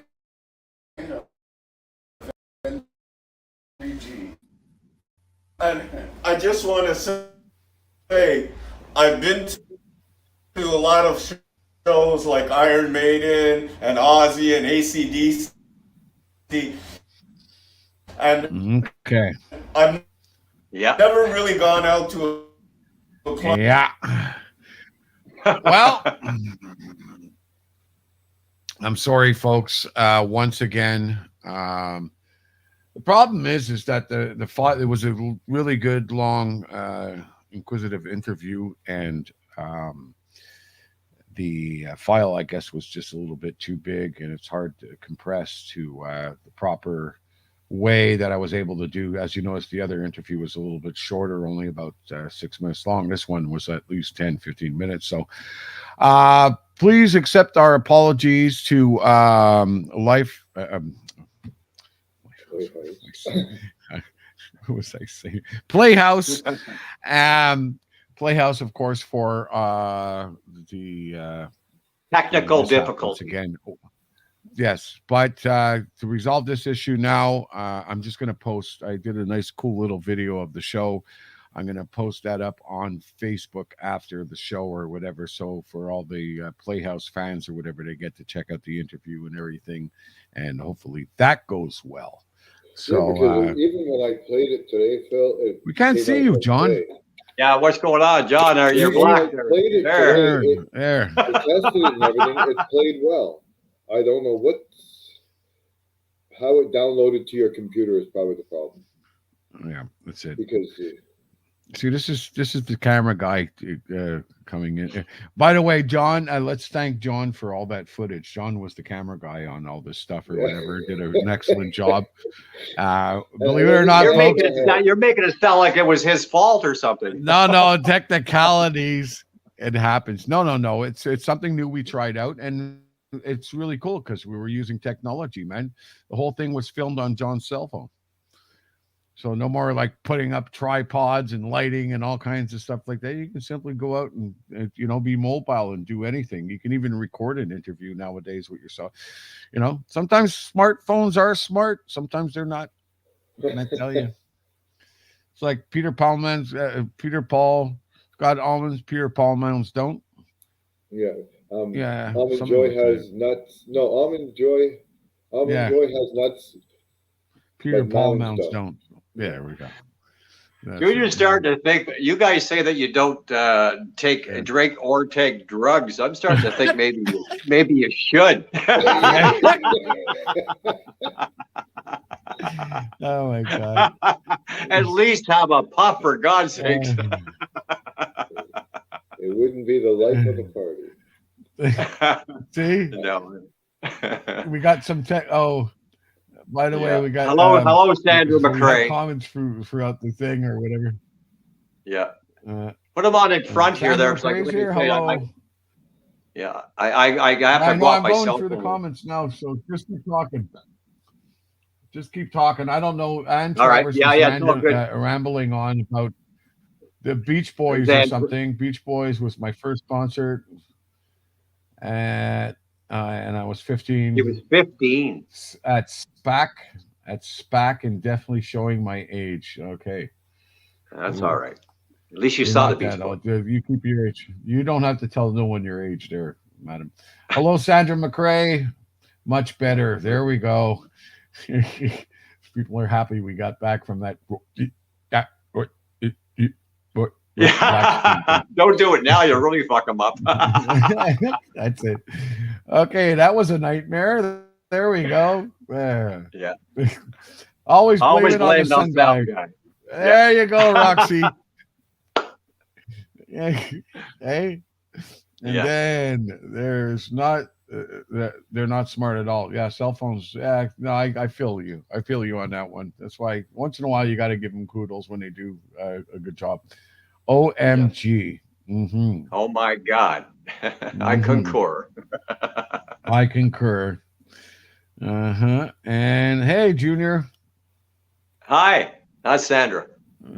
Actually, I'll really quickly, Sandra, I've seen a few of her things. You were talking about the phone. She gets out in Hamilton Way and supports music and puts some live feed on because she loves it so much. So that's great that you do that, Sandra. And anybody that's I know a lot kind of do it, but you know what? I think it's kind of great because like John was saying earlier, the talent out there. So it gives everybody a chance to kind of check it out, no matter where you are, No matter where. So, I've been doing this for a long time, man, and you know what? I got sold on indies a long time ago, and I like supporting them.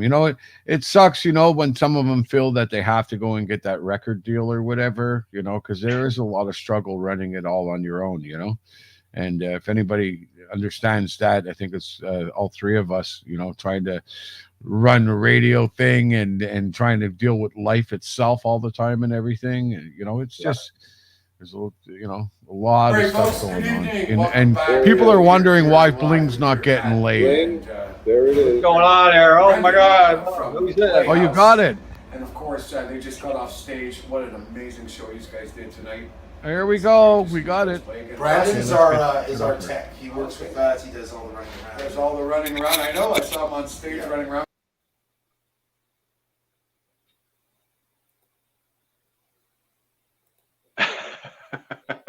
You're on the show, okay. Yeah, it's cool. And that's it. Great work, man. Thanks for having us again on Indie Rock Radio. We love your station. I saw my T-shirt, bro. Yeah. I wear it all the time. Yeah. I know we're working on it.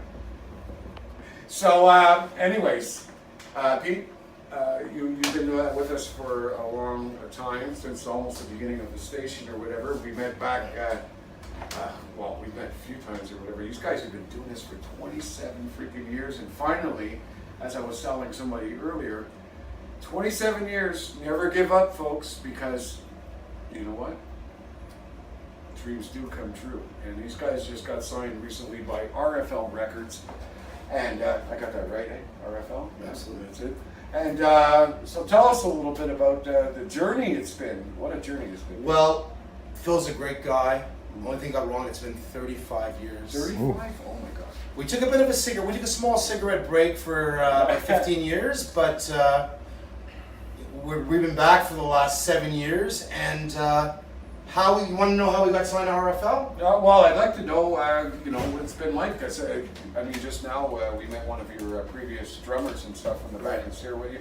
A lot of people I saw you just meet up with that you haven't seen in years that all came together tonight to watch these guys. We have a loyal following, and it's building. It's growing every day.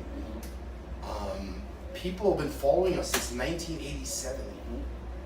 So when people come to our shows, it's almost like a reunion of sorts. So it's very, very special. I mean, you can't see him right now, but the guy in the corner right here, David McLean. Damn, me and this guy go back from. I feel emotional. Picking over people's garbage cans in the neighborhood, of NDG. And I just want to say, I've been to a lot of shows like Iron Maiden and Ozzy and AC/DC, and I've never really gone out to a club. And tonight was like the first time that I went to come and see Playhouse.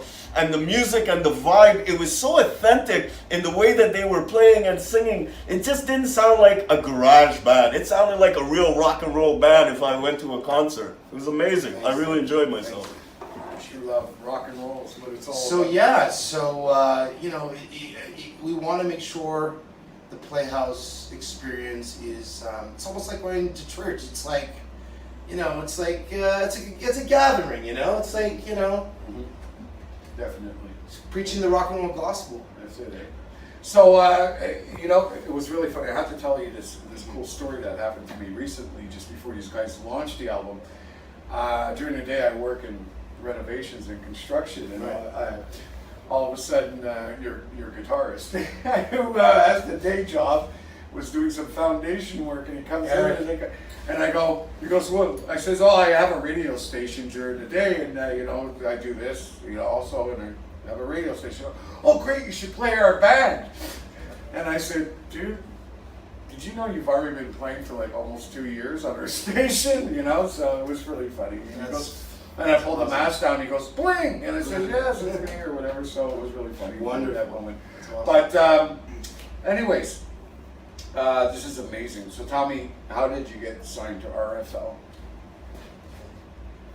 3 years ago, I approached my bass player, Danny, and I said, I want to do Little Drummer Boy as a Christmas song.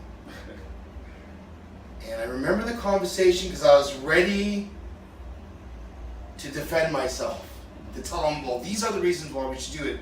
And I pitched it to him, and he said, yeah, man, let's do it. So we went to work with our longtime producer, Kevin Jardine, and we recorded the song really quick, 2 days, like our own version of Little Drummer Boy. It gets released in December, it plays. So every year, for the last 3 years, we release this song every December. It's our Christmas song, right? So last October, as we finished the new record and we were starting to shop it, someone from Pennsylvania messaged me and said, are you the singer of the band that does The Little Drummer Boy? I go, yeah. Because I love that track, I just bought it. Do you mind if I play it on my show? I have a radio station, I'm going to play it right through December. I said, no problem. No, I'm shocked that you didn't send it to us yet. Haven't we? Yeah, I don't know. I don't think so. John has to. I haven't. Actually, the first time we ever played it, we play Christmas music every year. It was the night you gave me a t-shirt. Yeah. Oh yeah? Yeah. Anyways, so a week later he messaged me and he's like, I just downloaded your whole album. It's amazing. I can't stop listening. That was our album that came out in 2018. This is great, man. Thank you so much for the support. Would you like to have a private listening of our new record? Yeah. He's like, yes. Comes back to me, to make a long story short, he goes, I just played it to a label called RFL, and they're freaking out. Do you want to speak with them? Label owner calls us, he's from California, and from that point on, for 3 months, negotiations. Because RFL is a real record deal. This isn't we pay them. They're giving us the ride. They're paying. They're putting out the record. They're going to put us on tour. Yeah. And you don't get those deals anymore. 3 months from November to the end of January, we're negotiating, and finally the contracts were sent, and we signed, and it's been like a month almost now, and first single's out, next single's coming out May 6th, album drops on July 22nd. We're doing a huge album launch party at Cafe Campus. Okay. This summer, the launch. We'll be touring pretty much from now. Our next show, 2 shows, one's in Oshawa, Toronto. We understand. We've heard rumors that you might be touring also with Spin Galley. We are touring with, they're on the same label as us. They are, yeah. So a tour is working, they're working on a national tour. It could be a week, it could be a month, we don't know. Yeah. I think it will be closer to fall. So we're gonna go on the road with them, and that's it. So the ride is beginning, and the label's in the States. So they're based in 2 different parts of the States, but one of the owners is in California. We will go to California to do 6 shows over 10 days. One of them will be at the Whiskey Go-Go. Oh. Nice. And one of them is gonna be, 2 of them is gonna be in Vegas. Nice. So you know what happens in Vegas? There's a mother trip in Vegas, right? For sure. So we're blessed and really excited. That's what I want to know. How's it feel now that you've gone this whole long journey of 35 years, kicking the pavement, playing shows upon shows? I mean, we spoke before in the past. You also backed up a great band called Helix. Lots of big great backup bands. Yeah, and stuff. we've played with Helix, LA Guns, Extreme, Lee Aaron, Buck Cherry. I mean, we played with everyone. Yeah. Listen, we've almost been signed a few times. That just didn't happen. And then we took a bit of break, got back together. How does it feel? It feels exciting, but there's a lot of hard work behind it. Yes, of course. The work's actually starting now. But it's very exciting. For our, I won't tell you what age we are, but for our age, it's a blessing. Like, I pinch myself some days that this is what happened. And huge credit to our producer, Kevin Jardine, who is literally... Yes, definitely amazing. Kevin Jardine comes from the band Slaves on Dope, and is a very big name here in Montreal. And I was surprised when I heard he was producing your record. Oh, you don't know the story about us and Kevin? No, I know there's been some crazy shit going on over the pandemic. I'll tell you the story about Kevin. People don't know the story. So, in 1988, a 15-year-old kid came up to us and said, "I'm gonna be your guitar tech." Tall, skinny, scrawny guy. And we're like, really? And he was our guitar tech for 4 years. He toured with us. And his name was Kevin Jardine. We took our little break. He went on to start Slaves on Dope, got signed by Ozzy and Sharon Osbourne, did the Ozfest, opened up from everyone from Korn to whoever. And then when we got the band back together, he contacted me and goes, "I'm producing your music." So he's his whole family's a dear friend to me and the band. And he's literally the 6th member. He writes all the songs with us. Isn't that great though? I mean, seriously, to have a producer who's also a musician and gets it, do you find it's a lot easier to produce music that way? Or? Well, we complement each other. It's just so easy. And he was a fan of our band his whole life. So he loves us. It's not a money thing. Because, I mean, he doesn't really, it's a friendship deal. And it's just magical when we work with this guy. I mean, we butt heads sometimes. No one always agrees. But he gets the best results out of our songs and us. And he contributes as a songwriter as well. So it's a plus for us, Well, we've had some amazing responses and stuff. We did launch your video this Thursday. Thank you so much. Man, and we got a lot of people who tuned into the show. We're actually shooting everybody's talking about it because it's like this really. If you haven't seen it yet, folks, we are going to play it on the show for you right after this. basically the video is really cool. It's an animated video, and these guys are literally riding in a car. But there's a meaning behind the song, I think, eh? What was it about that song? Because there's a little bit of texting going on and studio burning down. Well, you know, the video, which was done by Raphael, brilliant video. Now, he has his own interpretation of what the song is about. Yes. So that's, but I have my own interpretation because I wrote the lyrics. It's just basically about, it's about being in the storm of a relationship. I'm not talking about a storm relationship, boy and girl. I'm talking about any relationship. Yeah. You're in the storm, and you're trying to get out of it, or you're trying to survive it. So that's what the song is. So the video kind of reflects that in a more funny way, where I'm in an abandoned studio, and the band's trying to locate me, and they save me in the night time. And that's it's a cool video. It is a You great gotta check video. it out. Now the album itself is called, of course, Dancing at Funerals. At Funerals. Now, tell me, where the heck did this come from? Because that's a pretty strange title for an album, of course, rock and roll. One of the first songs written for the record was the song we did the video for tonight, called "A Long Way Down to Hell." And it was basically about a sinner. Me, my friend here. Ian Gowan. The shit we used to do. Anyways, it's about someone who lives his life in sin. And he's gonna die. He has a terminal disease. So he goes back to Memphis. And he's in a hospital and he's about to say his last rites. He asks for a priest. The priest comes through the door. It's his brother, who he hasn't seen in 30 years, but now is a priest. So his brother says to him, you need to ask for forgiveness. You're going to hell anyways, but just try and ask for some forgiveness. So that was the first song, which dealt with death. And I am the most positive, happy person, but the whole record is literally about death, heartbreak, and loss.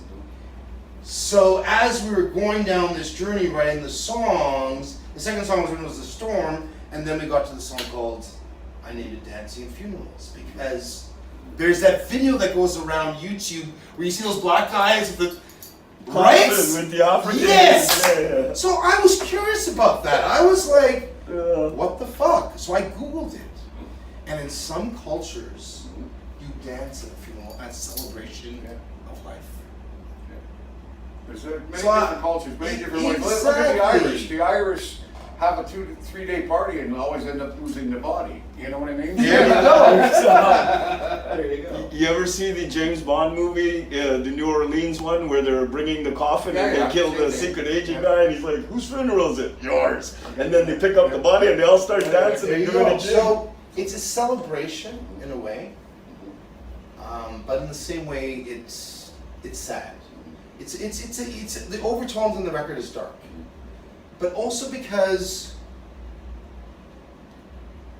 we're men, and we don't write about partying with girls anymore because that's not our lives. So we're trying to be more. We're just trying to be who we are, and I like writing good lyrics. I like writing.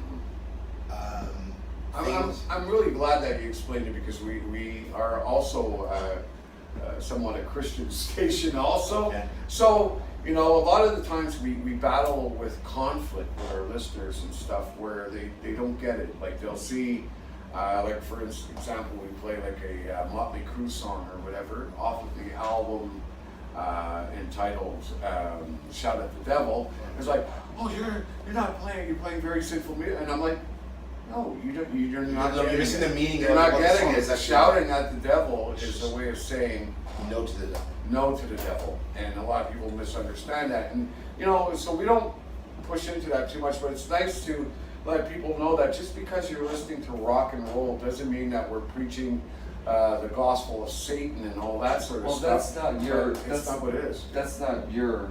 Yeah.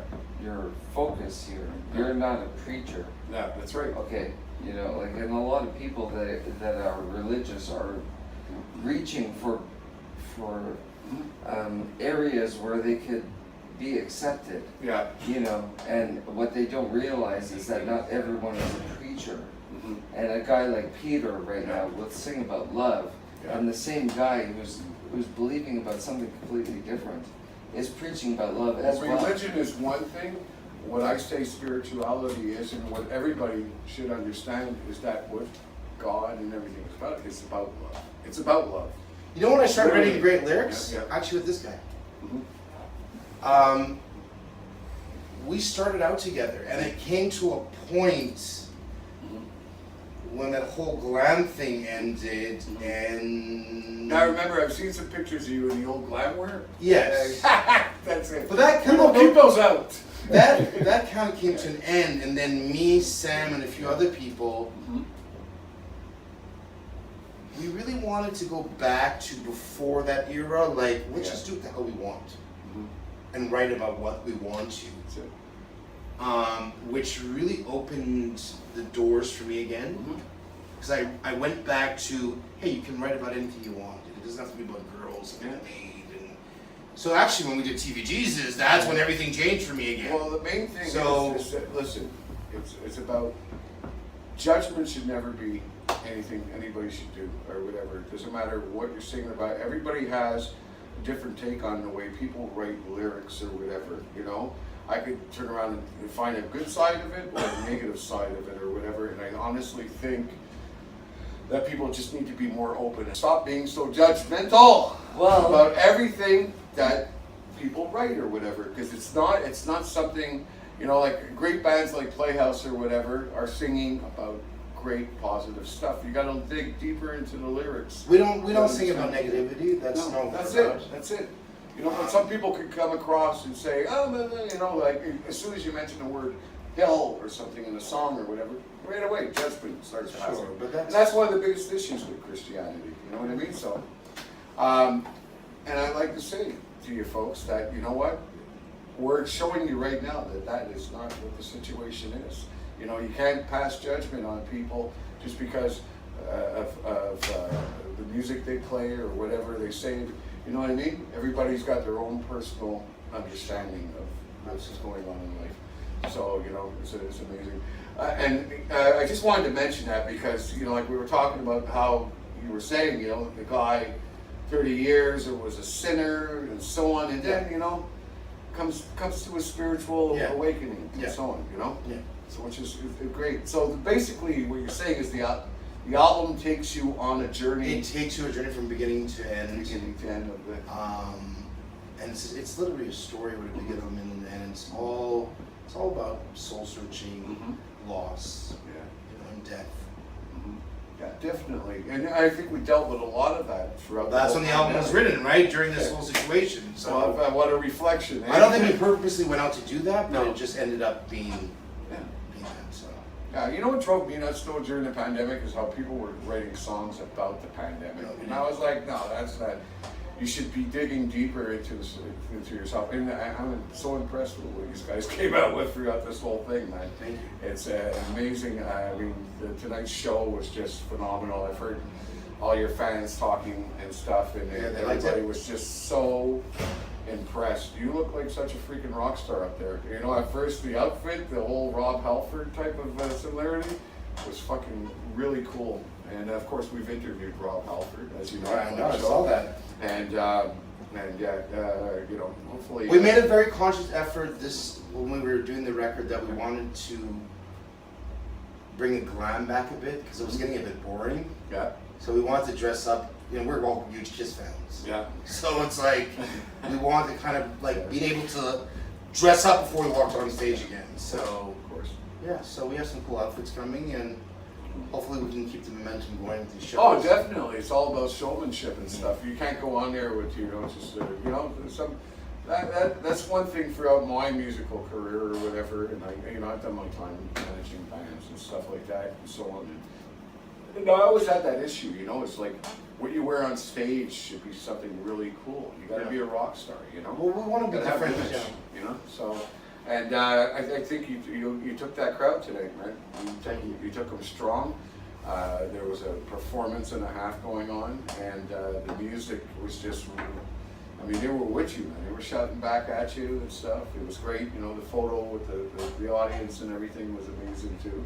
You know, you definitely, when you go see Playhouse, folks, you're not just an audience member. You're not just somebody going to see a show. You're part of the family, literally. Yeah, for sure. We want to make it come into the rock and roll church and sing the gospel with us. Yeah, that's it. So definitely. So the plans are touring and stuff in the next. Well, we have summer. 17 shows booked right now. I know there's another 20 coming down the pipe. We'll probably round it up to 40 or 50 before the end of the year. Then we got February, we're going to do California and Vegas in 10 days. Yeah. Who knows? I mean, other shit's going to happen, right? From now to then. Well, the label's really working hard, so. Well, like many other Canadian rockers before yourself or whatever, you're going to go down there and you're going to show them what Canada's made of. Yeah, no, we're going to go and do exactly what we did tonight. It doesn't matter 5 people, 10 people, 100 people. That's what we do, right? That's our job. So. That's it. Definitely, for sure, man. And what a great show. Well, the band's all busy packing up and stuff. I'm just That's it. So let's give out your coordinates. If you're interested in picking up this CD, folks, tell us where we can. Okay, so the album will be available as of July 22nd worldwide through RFL Records. I don't know what that means. I mean, I don't even own any of my own music, so I don't know what the fuck that means. But go to RFL Records or go to Playhouse. We're on social media everywhere. Playhouse Rocks, Playhouse Band. You'll find us. We got another single, Long Way Down to Hell, dropping on May 6th. And The Storm is out. It's been out for 2 weeks. So yeah, that's where you can find us. You can find us on all social network platforms.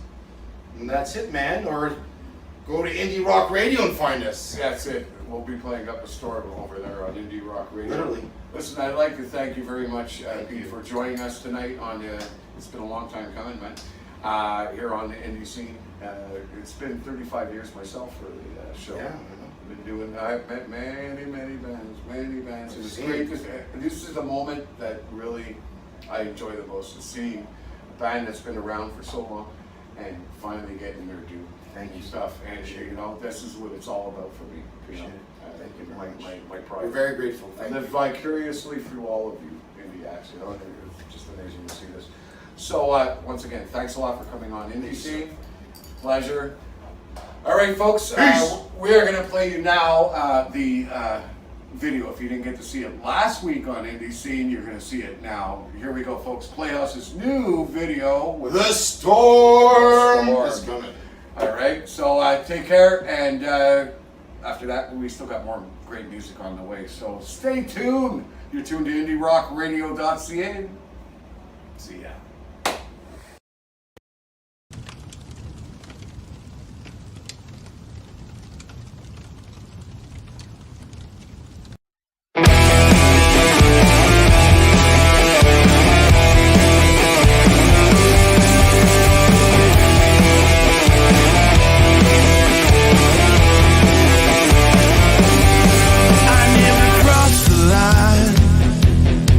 I never broke your heart.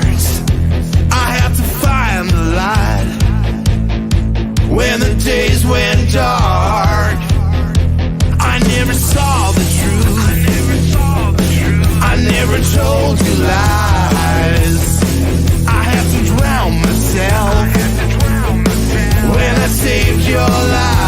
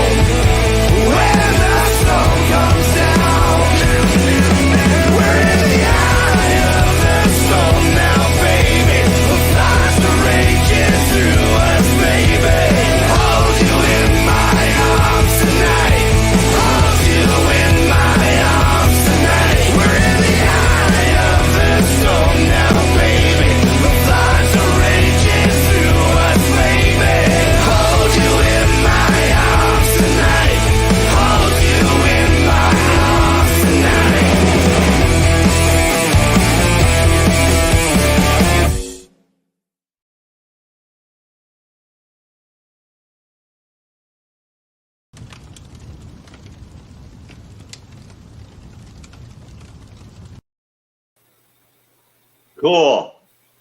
Just that's cool. Thank you for saving my ass, John. I guess, Roxy, you can't always blame the sound man.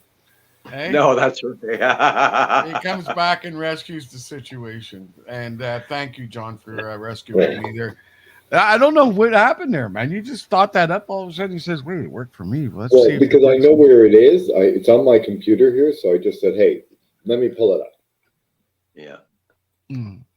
That was cool. I don't know. So there we have it, folks. That is the interview with Lifehouse. And, of course, Playhouse, Darren Walsh. Playhouse. Back to the smoking weed, guys. Yeah, I know, man. Maybe he's right. Maybe he's right, John. So hang on before I forget, though. During that interview, they said they were playing Oshawa as well. Oshawa the day before, on the 13th. Okay, yeah. Oshawa and Toronto are a blink away. Okay. So, if you can let me know where they are playing in Oshawa, that would be cool too, because we probably know the promoters there as well. You don't know where in Oshawa, John? Yeah, I'll give you the name right away. Hold on, I have it. Could be. Sounds like it might be the Edge. Oh, that's Ajax. I think that's what it was. Folks, if you're interested in getting tickets for any of these events and you're in that area, all you need to do is just simply go to Playhouse's website, which is what? Playhouse.com? Yeah. That's pretty much it. And plus, everybody pretty much has Facebook pages. And whatnot. Yeah. So is it, do you have the name of it in Oshawa? Yeah, it's the Atria. Atria, okay. Yeah. And if you're coming this way and whatnot too, like I said, it's just a blink away. If you didn't know, Oshawa, Toronto, you're there that quick on the 401. So pretty much, definitely. I'm gonna have to maybe twist Bling's arm, but I think we should go out to the show on the 14th. Yeah. Well, that's a simple drive. Listen, while we're talking about these areas or whatever, recently I noticed in the news, and I'd like to pay tribute to one of the greatest mayors ever, just outside of Toronto. You know who I'm talking about? Just recently passed away. She was ridiculed when she first came in. Yeah, was ridiculed at first, saying she was a woman, she couldn't do the job. And how many years was she in the house? The longest. She pretty much, yeah, the longest. And which part of that? Mississauga, Ontario. She was the mayor of Mississauga, Ontario, and which was one of the biggest industrial capitals here in Canada. They got a big, huge industrial area there where a lot of goods and stuff gets moved around and everything. And yeah, she should have been prime minister, Bling. She should have been prime minister. Yeah, I'm telling you, she was cool. And she just recently passed away. We lost her at the tender age of, what was she? She was in her 90s almost, eh? Yep. I thought she really 100. I thought I didn't catch the latest one. I just found out. But thanks for recognizing her for being a lovely Ontario lady. So, but cool videos there in regards to the band. So yeah, I'll look forward to. Yeah, let's talk about that. I mean, listen, the rock pile. Since we've been look, I've been following Playhouse for a long time, and I'm telling you, this video, this song, I'm in the car because I listen to our station all the time in the car. I'm one of those sick people who, loves his own station. What can I tell you? And this song comes on. I'm just like, you didn't see this, folks, but John was in the background while this video was playing and just singing his little guts out. This is such an earworm, this song. It's so catchy, I love the track. Storm or whatever, and I think we've all been there, man, getting caught up in that storm with that relationship and going, it's like, this just always brings me down, Yes. Da, da, da, da. That's great that in regard to, and the animation was just incredible. Was it? Yeah. But in the guitar tech and whatnot story, it's funny, you don't know in regards to, so he ends up being a close friend of his and so on. So it was pretty cool. The guy with the hat on, what does he play, by the way, without sounding silly? He was pretty quiet during the interview. No. He, believe it or not, is he's kind of like their tech guy. He just does a lot of the stuff in the background that they are not capable to. Like basically when they're at the show, he's the runaround guy, making sure everything goes smooth. He's pretty much like a, kind of a. They don't really have a manager type of thing, but he's, I guess you can call him somewhat almost like that. And he's also a native, by the way. That's where the hat comes from, folks. I got to speak with him outside of the interview, and as you can see, he was very proud about talking about his spiritual beliefs and his religion and stuff like that, and found out that he was Mohawk from Ganawage.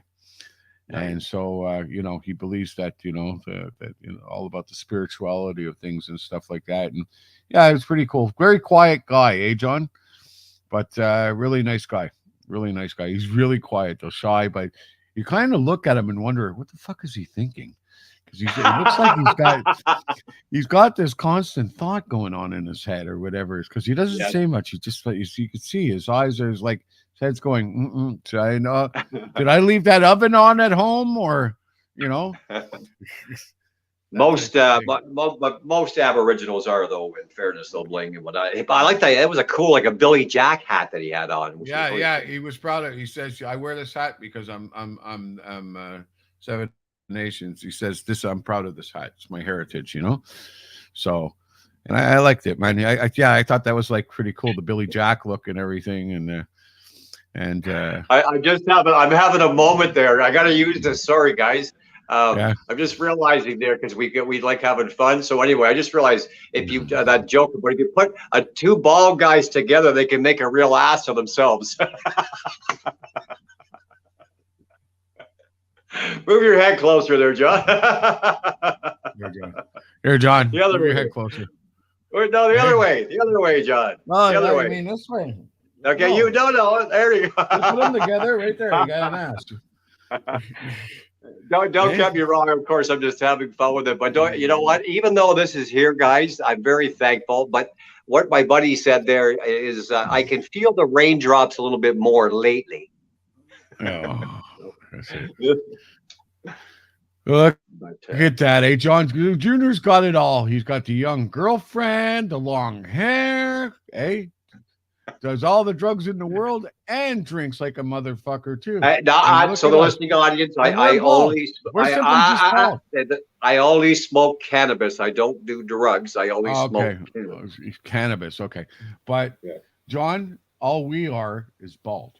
That's it. That's all people can describe us as. We have to, like, the part in the interview that even like listening back to it time and time again, that even like Bling and I have brought this up many times talking about it, is the fact that when he definitely referred and made reference to it, that yes, it's nice to be signed, but the part that hit me hard that night was when he says he's now signed and he doesn't even own the music anymore. The music is no longer his.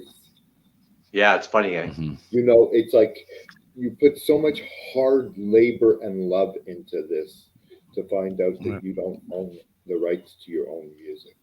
Well, that story has been told so many. It's unfortunate, John, of artists and whatnot too that have been ripped off by. Anyway, yeah, it's sad.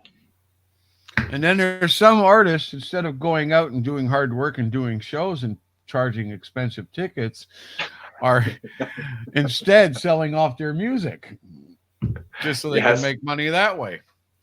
Like, I'll give you an example, though, John. But just so you know, because you brought him up earlier, when I was hanging with, when I worked at Q107, and I was living in Newmarket is he there?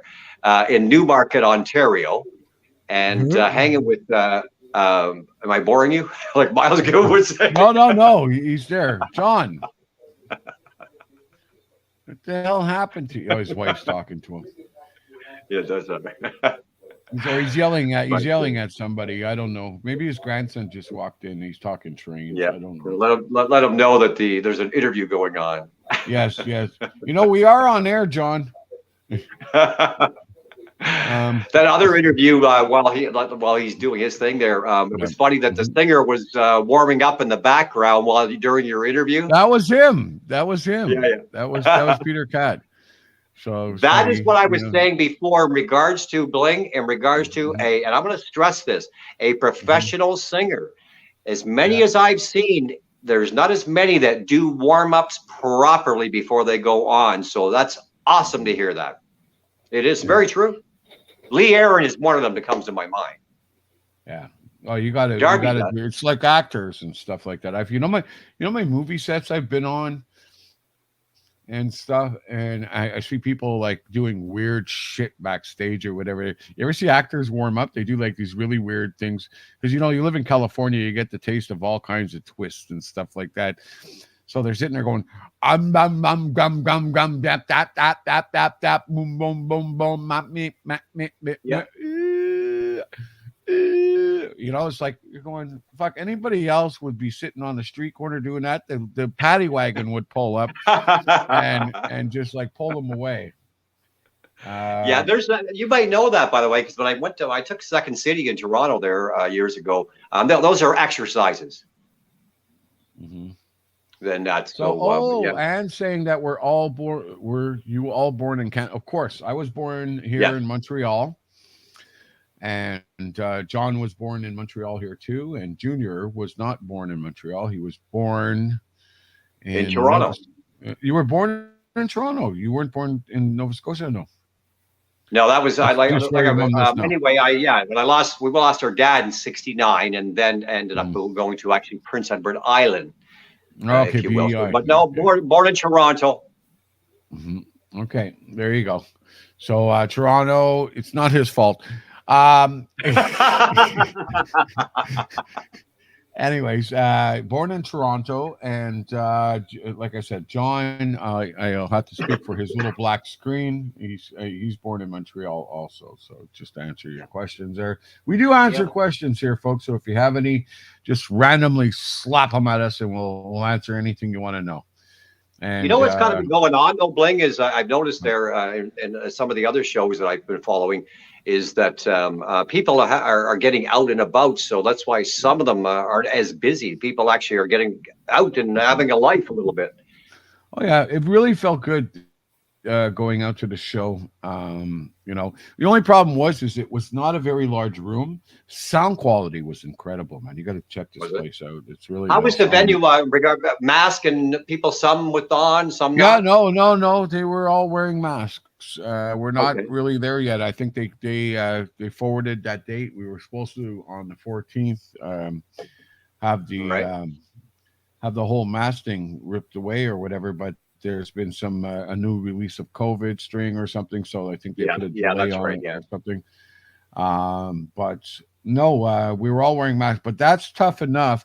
But standing in there, and there were so many people, the room was packed, so I had to go out several times to get some fresh air or whatever, because you could barely breathe. It was hot as hell inside there. I don't know if it was the band that was hot or if it was just, all the people in the show. Well, there is, what though, Bling, I can't say any names whatsoever, but I do know of a couple people with regards to in the industry that did catch COVID out from being at some shows. So it's a bit of nervousness with it is the best way. I'll just leave it at that, I guess. Ancestors are from Canada. She's saying, cool. Awesome. Okay, cool. Good to know. So you have ancestors here. She's in the States, I think. And let us know where you're from. I think she said it before. I think she's somewhere around Vermont or something like that. Cool. I can recollect that now. I just got distracted. My girlfriend dings there. I pay attention. Sorry. Oh, you're well trained, are you? Yeah. Would you be with a 30-year-old girlfriend? I don't have that problem. Let me tell you. Speaking of that, by the way, I was supposed to do this, so I don't forget. By the way, hi Jade. There you go. That's it. He loves his socks. He hasn't worn them yet, but he loves his socks. Thank God I've been out all along. Oh, You naughty girl, Ann. Yeah. Oh, I see what she's saying. No mask and no So shot. okay. I thought you were saying that you were a lesbian or something like that, but we won't even go there. I know. Oh, because of this, I can see. You know what? It's funny you say there was two that. ways to take hang that. on. There was two ways to funny take you that. say that. Let's stop there for a sec. You know what I'm going to say it this way. What I fucking hate about Facebook and all these things, you could have, and I've had it happen. You could have perfect spelling, and yet people are not interpreting what is being put out there to this degree. So I've seen Facebook fights over, if you would read the stupid comment properly, maybe you wouldn't be offended, or maybe it's happening like crazy, man. Like example, Indie Scene with Bling and Junior from 6 to 9 p.m. each and every Thursday night. What's this show again, and when's it on? It's very simple. 6 to 9 Thursdays. Indie Scene, Bling, Junior. Yeah. And Travers, once again, no mask and no shot for me. Ooh, look at you, little rebel girl. Oh, there she's telling you there now. Clifton Park, New York. Yes, that's where she's from. I knew she was from somewhere else. A lot of musician friends there from that area. She probably has even known he's from Rochester before he passed away, but Phil Narrow. And Jim Crean, also Lou Graham formerly from Foreigner. There's a lot of awesome musicians that are from that area. Yeah, you see, look at that, eh? He's telling you you're bad, Bling. Is there any other way to be? He doesn't have a girlfriend, so he's got to be bad. Yeah, yes, Junior. I thought you women liked the bad boys. Sometimes, maybe. Yes, except for when they're being called lesbians. Yes, that's not right. I'm sorry. Please forgive me. Well, you said out, so all justification. She said out. Well, it's funny again. I've been watching Sanford and Son. And the things that have changed. In other words, back then, gay meant happy, but you can't say that anymore, right? Yeah, that's it. And a cigarette was called a fag. Well, in England more so. But look who decided to finally pull up from his camera. Oh, hell to the great bald one. Yeah, so in the communication and printing on people's postings and whatnot, people have kind of gotten offside. And like I said, you could have perfect spelling on there, commas, periods, everything. But you get some people that will interpret it and go, oh my, oh, wow. You know why? The world spins around every year. It spins just a little bit faster each and every year, which causes, I think, some sort of confusion in people's brains. And then when they get on the internet, the whole idea of speed and everything is like click, click, click, click, click, click. Nobody pays attention to anything they read anymore. Facebook, social media, whatsoever. They'll see stuff quick. And you know what's funny? You could type everything like you said, clearly, perfectly, getting your message across. Let's say, Indie Scene with Bling and Junior, 6 to 9 p.m. Eastern Standard Time on a Thursday night. And meanwhile, they're paying attention to some freaking video with a cat. Oh, look at Mr. Smuffles or whatever. He rolled and flipped his little ball. And or they're watching some kid eating freaking soap or something like that on a video or something, and it's a challenge. It's like, yes. See, this is the attention span of people. You know what I mean? It's like, and they say, you know what? I bet you if they tested everybody, there'd be a lot of ADHD out there. So I think one of the funniest things about that ADHD thing, I saw this this meme or whatever tattoo, and it was a guy with a tattoo that says, it was like with the AC/DC logo, like Back in Black or whatever. Yeah. Kind of like similar to the album cover, but it said ADHD, and it says back in. Hey, is that a cat? which was pretty funny, So, yeah. So there we go. Yeah. So get out there and support your local bands and everyone doing the work hard for those big guys. Yeah. They're the ones setting up all their shows, doing everything themselves. So, I can remember what we were talking about just before you set out for a sec there, John. So what I was talking about then is when I was working at Q107 back in '89, '90, I was hanging with Wayne Parker, the bass player from Glass Tiger, at his place in Aurora, just below Newmarket. Anyway, so when talking with him, being a big fan for years of Rod Stewart, I of course asked him because he recorded with Glass Tiger, you may know. So I said, man, I had to ask him that, and he says, funny, he says, being at his mansion, he says, in California, he is of the impression, he says, with Rod, he is a businessman. He will lend you his Ferraris. You can stay at his mansion and whatever the case may be. But when you work for him, he pays you scale. Seriously. That's it. He pays you scale. Ask Carmen a piece. Yeah. You got paid peanuts. Yeah, in other words, he's very, I don't know, some say cheap, but he's very frugal with his money. Oh, yeah. Well, it takes a lot of hairspray to keep that hair the way it is. He's got too many kids. He has to support them all. Have you ever seen him live, though? Yeah. Of course. Oh, Rod? Yeah, he can kick us. Well, you would have, he could kick a soccer ball as the length of the Forum in Montreal easily. You know how many women I've seen walking out of his show wet? Just coming back on an old joke from John there. But we are. Oh, by the way, so here's a comment that Ann Travers just posted, and I want to make a comment on this, which is really funny. I just found out from 23 and Me, I'm related to Benjamin Franklin. So I guess you've been doing. I guess you've been either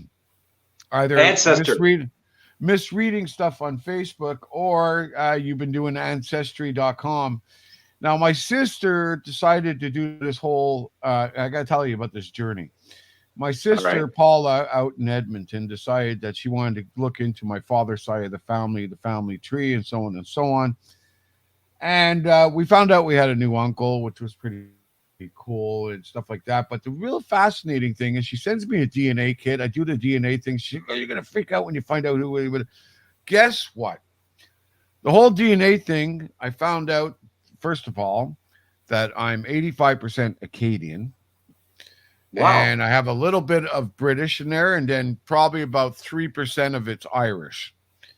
Now, that's cool. But the best part is it tells you there's a section where you can find out who you're related to, who's a celebrity. And just because of that, I found out that I'm Black and Jewish.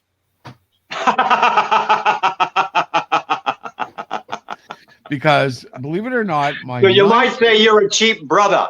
I have a ninth cousin. My I have several ninth cousins or whatever. And ninth cousin, Jamie Foxx. Wow. My ninth cousin. Beyonce. Okay. Beyonce is my ninth cousin. And also, believe it or not, Nat King Cole. Oh, my. Okay. Wow. But the best one of all is my Jewish side. And there's no other bigger Jew out there than the woman herself, Barbara Streisand. Can't you tell? There is ninth cousin. There is a slight resemblance. To, because you saw it in the interview. I got quite the schnoz or whatever. It's the sear nose, as they call it. And So I'm part Jewish, part Black. I'm sticking to it. Pretty trippy. You know what I found out? Mm-hmm. What? That I was not really adopted. My real parents were Adam and Eve. No. Have you ever seen? That's what Ancestry told me. You know what I did one time? I posted a picture of a sperm, an X-ray of a sperm, posted online and told my earliest baby picture I found. Yeah, I've seen that one out there. Yeah. I've been looking at it. You guys see these? I'm almost my annoyed with them, imagination. but these Karen videos that are out there. Oh my God, people are losing their shit. Have you guys seen those Karen videos? Karens? People losing Oh yeah, their they're shit? all over. They're all over. There was one woman. Oh, she was my. guy's checking his mail, and she's filming him, and she wouldn't let this guy go. Why? Because he was black. Like, right? You live in this neighborhood? Fuck, because I'm black. You don't think I can afford to live in this neighborhood? What's your problem? You know what I mean? It's a real Karen. Oh yeah, there's. I didn't know what that was at first. The whole Karen thing. I had to research it. You know, but they got a new one now. They got a new one coming out or something like that. It's a totally different one. I think it's. I don't know how you people that they deal with it in the fast food industry, man. Because that's I'm seeing a lot more McDonald's than say at Tim Hortons, but people are friggin' oh my! I'm just saying that just. Oh, I like it's like Jerry Springer. I like watching because it makes me feel like I'm at least normal. Oh my gosh, almighty! But I did my DNA and I have nobody famous in my. What are you saying, John? You don't have no famous people in your life. I'm 72% Scottish. Oh yeah, Scottish. Scottish, yeah. Well, you did all the stuff yourself, right? Because John, one of the things John does at the church, by the way, and by the way, Ancestry.com has probably been created by a Mormon. I guarantee that, because one of the biggest. Oh, he froze now. Fire to Ancestry.com was going to Mormon. You froze there, Bling. We didn't hear you. It's true. I said prior to Ancestry.com. One of the most places that people would go to back in the day, because they have such a huge database, and probably one of the largest ones in the world, is the Mormon Church. John and his wife or whatever head up a department that does all the family tree researches and stuff like that for the Mormon Church. And John was telling me that's probably one of the largest databases in the world, eh, John? It's the largest database, and it's all free. Yeah. So can you find out if it's true? Am I really related to Beyonce and Barbara Streisand and that King Cole? Yeah. Okay. Do I have to? Well, that don't mean you can't date her if she's a cousin now. Do I have to pee in a cup or anything here, John? What's going on? It's nice to see that, like we went through 2 years of a hard time because of the centers being closed because of the pandemic. I bet. And they've opened up, and I said before we started to do the work to reopen, we were pulling in roughly about 400 a month.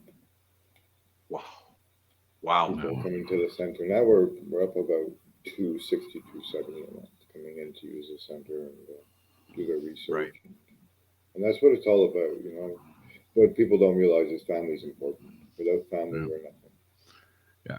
Anne was mentioning earlier that her dad was a Mormon and stuff. So this is what she posted. Yes, my father was big on research, and her name was Langley.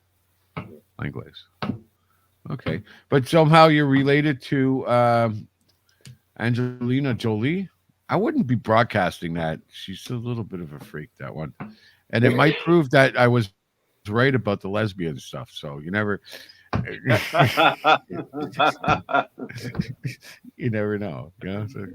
So you don't know, and you're right in regards to the attention. I purposely, this is before I knew you guys, I just wanted to see if it would come true. So I put Gene Simmons, you're not fucking famous till I interview you. There you go. Just to see what would happen, and nothing. Yeah. So nothing. Yeah. But you don't know. I even put out a birthday wish one time for on Anne's Facebook that I said my only birthday wish today, I think it was when I turned 50 or something, 5 years ago, was for Ann Wilson to just send me a message and wish me a happy birthday. Right.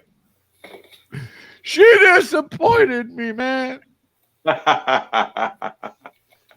So just like recently, well, we're still working on it, by the way, as we've been announcing or whatever. Steve Cooper has got Ann Wilson in his clutches. There's been some miscommunication or whatever, so that interview should be aired sooner or later. But this weekend, I think we got a real big one from him. Hey, John? Yes, we do. We have Kevin Hom. What's his name? Yeah, one of the members of really great Blue classic Blood rock and band. all that, Yeah. Very well-known actor. King. No, wasn't it the King Crimson guy or something? Yeah, that's what I'm still waiting for. Procol Harum. Yeah, Procol Harum. That's it. Yeah. He hasn't sent it in. That's it. Mitch Perry said he'd come on sometime if we want, guys. He shares guitar player. That's my acquaintance. I was talking to him. There's a couple of weeks ago. It was weird to do that again in this industry because he's in California, so I had to remember about the time difference and whatnot. So yeah. So, but yeah, we can get him. Well, listen, I want Bling. We need to get our logo.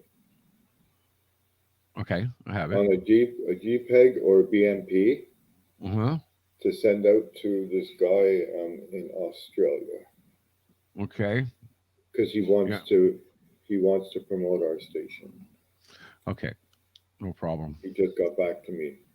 Okay, excellent. He says it'll be Thank you very much. Your station. Thank you very much. We appreciate that. The more plugging you can do out there on the other side of the world, definitely. We'd love it. We'd love it. This is what it's all about, getting the things up and running the way they should, like I said, if I had my choice to go see David Lee Roth, say, or go see Playhouse and Darren Walsh and Old Soul, I think I would pass on David Lee Roth just to give the money to the small guys so that they can survive. Not me. I go see Diamond Dave any day. They were pulling apart their own equipment, Yeah. The night of we can get him on. He was on my tribute there, Billy Sheehan. Oh, like to get him on. He is amazing. He's a good guy. He's a real nice guy. We can get him on sometime there. So I'm gonna listen. By the way, I'm gonna put you. Hang on. Both the partners are here. Let's see. It is April the 21st.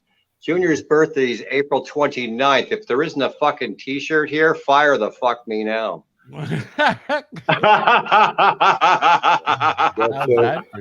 little bit about David Lee Roth is when he did his just like. Notice how John's changing the subject, right? Yeah. Yeah. Just like Paradise tour here in Montreal, and I had a friend of mine that I went with. She was a big Roth fan, and I went with another friend of mine. He was a big Van Halen fan, so we went to the concert together, and I told him to stick close to me because that night that he played here, a friend of mine was a roadie. He was roadieing the Roth shows in Canada. So I told him, stick with me and you're going to get to meet David Lee Roth. And they didn't believe it. One went home and the other one figured she was going to, because she was blonde hair and she was thinking she was all it, she was going to get in. So it was funny. So I said, okay, you do what you want. I will go and meet with David Lee Roth and you will be sitting at the door. And she didn't believe me, So, and I was dating my ex-wife at the time. We were just dating. We weren't married yet. And it was funny because I did get to meet David Lee Roth. I ended up in his hotel room with him and Billy Sheen. Okay, something's getting weird over here, Junior. I don't know. This story's getting weird now. Let him finish. Let him finish. Juan didn't get in. He brings us to the hotel room. What's going on here? So what happened was at the end of the night when they're ready to go, because now they got to go to the airport. Yeah. I said, well, I'll go get my bus. I ended up being on their tour bus. They let me off in front of my girlfriend's house. And my girlfriend gets out. Great story. And they opened up the windows and they say, bye, John. And my girlfriend at that time says to me, was that David Lee Roth? I said, that was Mr. David Lee Roth. She said, what were you doing with him? I said, we met. He likes bald people. He doesn't like blondes. But he was but it was funny because in their fridge, he says the fridge that at the hotel was all protein drinks. David Lee Roth was a big protein drinker because of his He's a I've met the man twice, and the first time good, second time not so good at all. Yeah, David's very much so into himself a lot, so he's hard to be around. I always wanted to, and it's never happened, guys. I've always wanted to get David Lee Roth and Sebastian Bach in the same room. It would be a war. That would be a war because it's two people who are full of themselves. Oh my God! Yeah, you know it's funny. No, I knew. I I call him Bach. I worked at CHEX in Peterborough. He's from Peterborough, so I knew Sebastian before he became famous and whatnot. So, but yeah, that's great. That's a great fucking rock and roll story, John. John, that's a great rock and roll story, buddy. Yeah, David Lee Roth was a down to earth guy, you know. And, good. You caught him on a good day. Eddie and Alex treated him like shit. And it was good to see that they made up to make that reunion tour, but you know. Yes. Now people don't know that you are correct. Eddie, you know, God bless them, but those two brothers weren't always the very nicest people to be around. No, look what they did to Michael Anthony. They kicked Michael Anthony out of the band so that they could bring in Mr. Wolfgang, who is also a Van Halen. Yeah. Well, it's his son. So, but I agree. I was the first. I was working at actually K-Rock in Alberta when that album came out, and I said that I agree with you. The loyalty of Michael Anthony in all those years, and all of a sudden, I get he's your son. God bless you, Eddie Van Halen. I get it. I'm not knocking Eddie Van Halen, but in the other sense, it's like, where is that loyalty now? I don't think it's fair. Never did.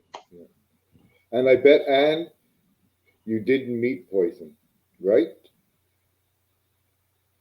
Yes, they're easy guys to meet. Because you know what? Listen, nobody met Poison in the early years. I also had the opportunity that I knew the Tesla show that when Tesla opened up for them here was he opened up and say tour, and I had met some people, and they told me. Some of the roadies that were working there had told me where they were going. So I went to where they were going after the show. And, you know, I walked in. And a bunch of us walked in because we knew where they were going. And we all were escorted out. But before we left, we saw it. We saw the evidence because the evidence was on the table in front of us. It was a freaking bag full of coke. You know who wasn't there?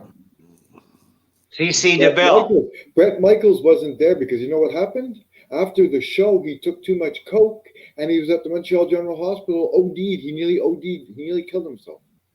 Yeah. C.C. DeVille was, those are the guys that fought on stage.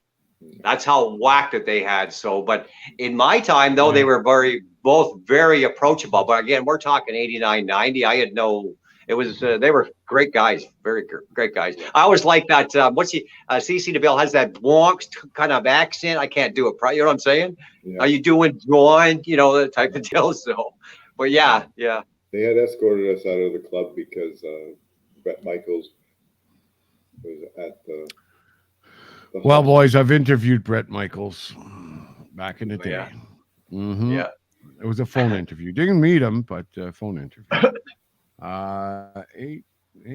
Okay, we're doing all right. We still got about 14 minutes left in the show. You look exhausted tonight, Bling. You look exhausted, bud. Oh, John, I've seen what I've been working on. Trust me, John knows. John's coming to hang out with me tomorrow for a bit. Yeah. Oh no! Don't do it, John. Don't do it. It's been, Bling's it always brings me down. No, you're not allowed to play the storm. You have to play, folks. If you haven't heard it yet, you have to listen to Playhouse's Rock and Roll Circus album. And don't start with that stuff. I urge you to play the headbanging song. Turn it up louder. No, you don't want to urge anybody to do that. You do not want to urge anybody about that. So anyways, I wanted to make mention that this sort of thing, it was mentioned to me by one of our DJs that, you know, we want to get more interactive with our audience over here at indierockradio.ca. And as you know, you get to meet me and Junior here visually each and every week. And of course, you know, John's been hanging out in and there on the show a few times. But what we wanted to do, and it was made suggestion to us, and I'm thinking maybe we should do this next week, is we'd like to bring on our staff and introduce our DJs. Maybe you and me, Junior, we can interview our guys and let people know exactly who they are so you can check out their shows and tune into them. But we have also a big announcement. We got after 50 contestants have come and sent us emails applying for the host of Women in Rock. We have finally got our brand new DJ, and we'll bring her on next week also. Her name, John, is none other Susie D, and she is a beautiful, beautiful lead singer. Very pretty girl, Portuguese, and has got personality that will just overwhelm you, take you away. She's just incredible, and I think she's going to do a great job on the show, Women in Rock. And if anybody is to represent women in rock or whatever, I think it should be somebody who works in the battlefields themselves. And she also wants to bring a French flair to it too. We're going to be interviewing some French artists from Quebec here also on that show. Some great female singers from over here. But yeah, this means sadly we're going to have to say goodbye to our previous host, who we love very deeply, but we're tired of dressing him up in makeup and a dress to have him host the show.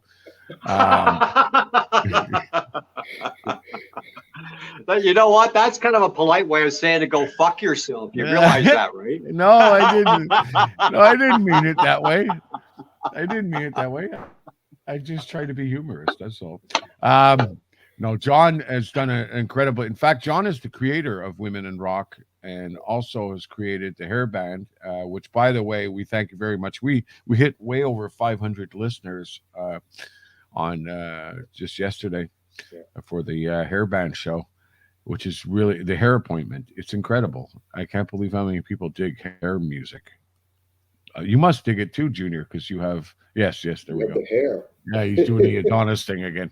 You can do the headbanging thing. Well, by the way, in the next couple of weeks, speaking of that, my lady is going to be coloring this, so I may have a different look there. It's all her deal. I'll do whatever she says. She gonna put like a pink stripe in your hair or something? No, just she wants to do what do they call it? Like darken it and then put blonde kind of highlights in it. Oh, really? Okay. She can do whatever the fuck she wants. Oh, yeah? You cut it off, you may cut it off. What are you going to do? Say that again when you wake up in the middle of the night. She's standing there with a knife and your dick in your other hand. That's it. I say, okay. That's okay. She can do anything she wants. Then you'll be saying, I may be jealous. She wants. All my buddies are jealous too. I would be too. I know. I'm just very fortunate. I'm especially jealous because I don't get laid, right? So. Did you hear what he said last week? By the way, John, that he may get laid for real, as opposed to internet. I'm guessing. That's why his computers doesn't work well. Oh God, no. So before we finish tonight, guys, listen. What you want to know? One of the greatest things about that sort of thing, virtual lovemaking, is that how that old expression of everything looks big on camera. I get away with a lot of shit. You know what I mean? So there you go.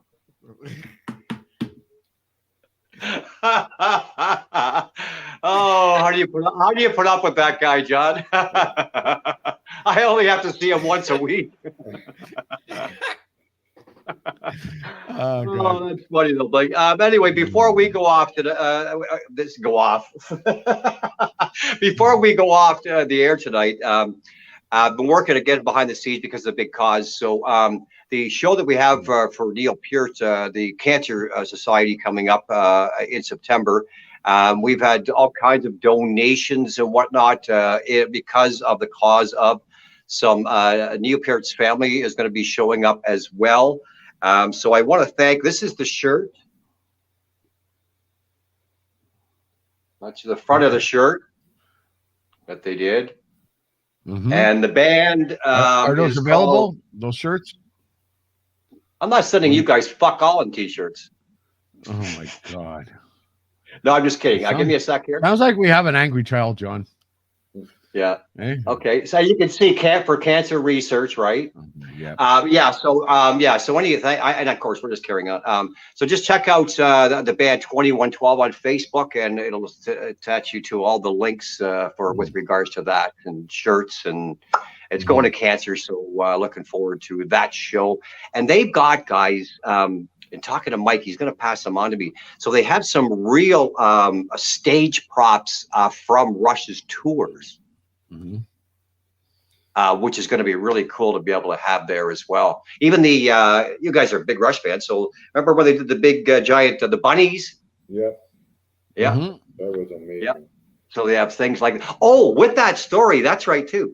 When I was talking to Mike on the phone, a friend of his, this is sounding like a Storage Wars fucking story, but anyway, a friend called that owned Storage Wars, and he found in Canada.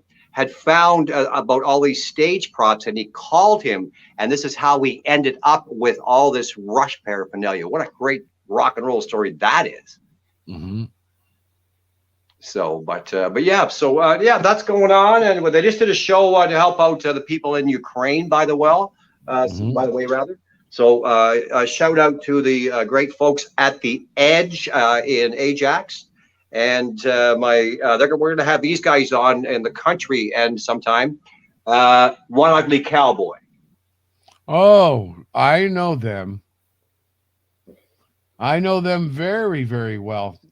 They have a chainsaw and a lot of toilet paper.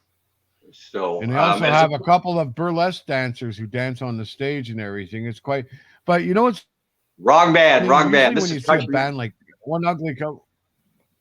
One Ugly. Okay, am I getting that right?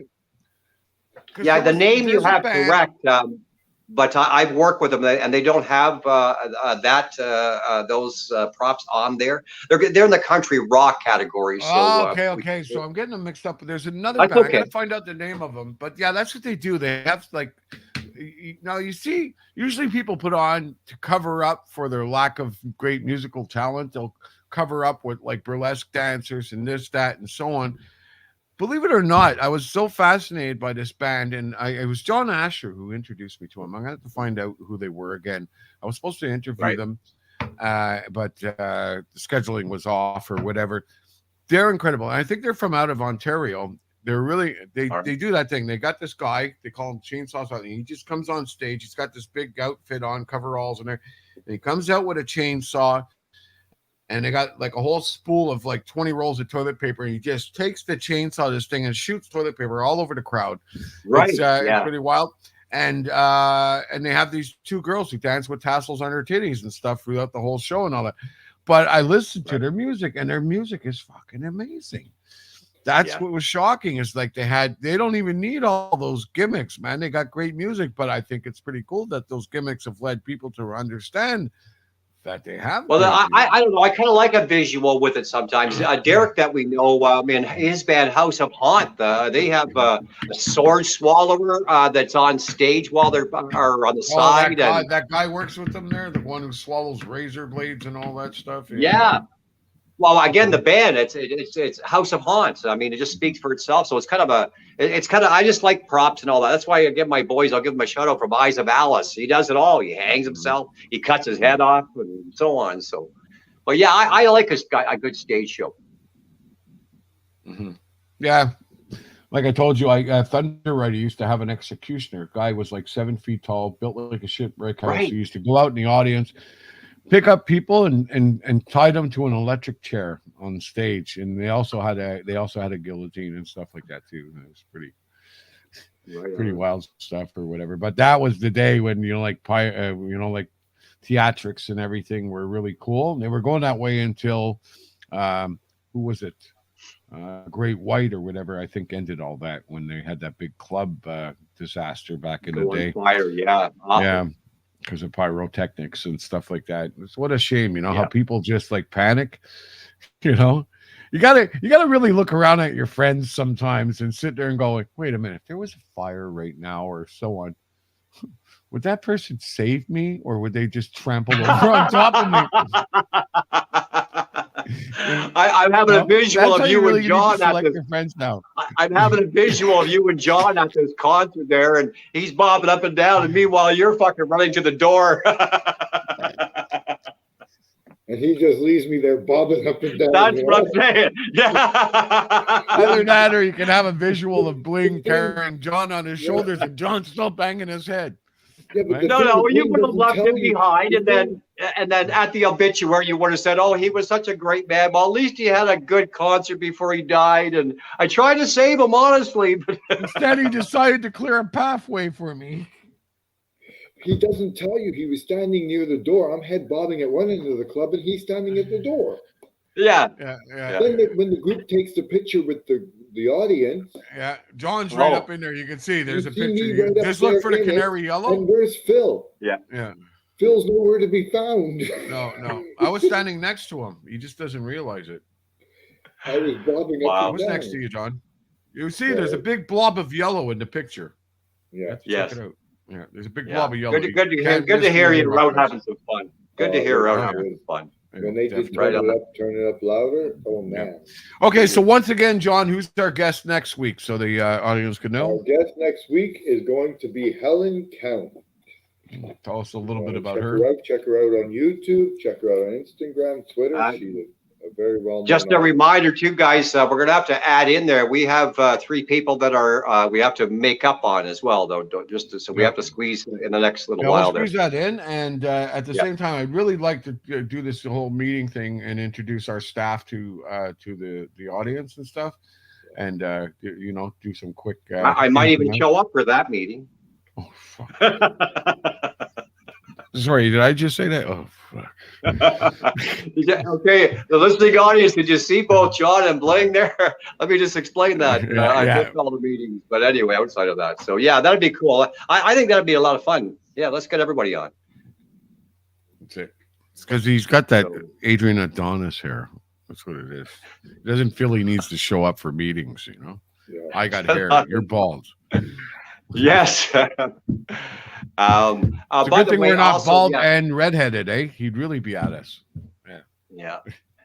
So, but I got my day job coming up here shortly too there, guys. So I'm going to be really, really busy as well. So I'll tell you about that off air. No. You're still showing up for this meeting. That's it. Oh, yeah. Well, thank God it's in the evening. So because you're hosting the show. Yeah. Oh, well, at least here's one thing. I'll have my phone with me so we know that I'm connected. I'm gonna have to look into that, guys, because I redressed this whole friggin' laptop, and I've had this on the whole time since it's went off, and it hasn't shut off. So something is amiss somewhere, guys. Yeah, I don't know what. Well, it's funny as he says that miss, and then all of a sudden he froze doing this. Oh, did I? Yeah. You did. You've been pausing a little bit in between, but your vocals is stuck in. So, anyways, we want to take the time right now to say thank you to all our guests tonight here. We want to thank you, Ann Travers. Come on, guys, read some of them out there. I can't. It's not in front of me here. Sandra McCrae, Roxanne, Kevin.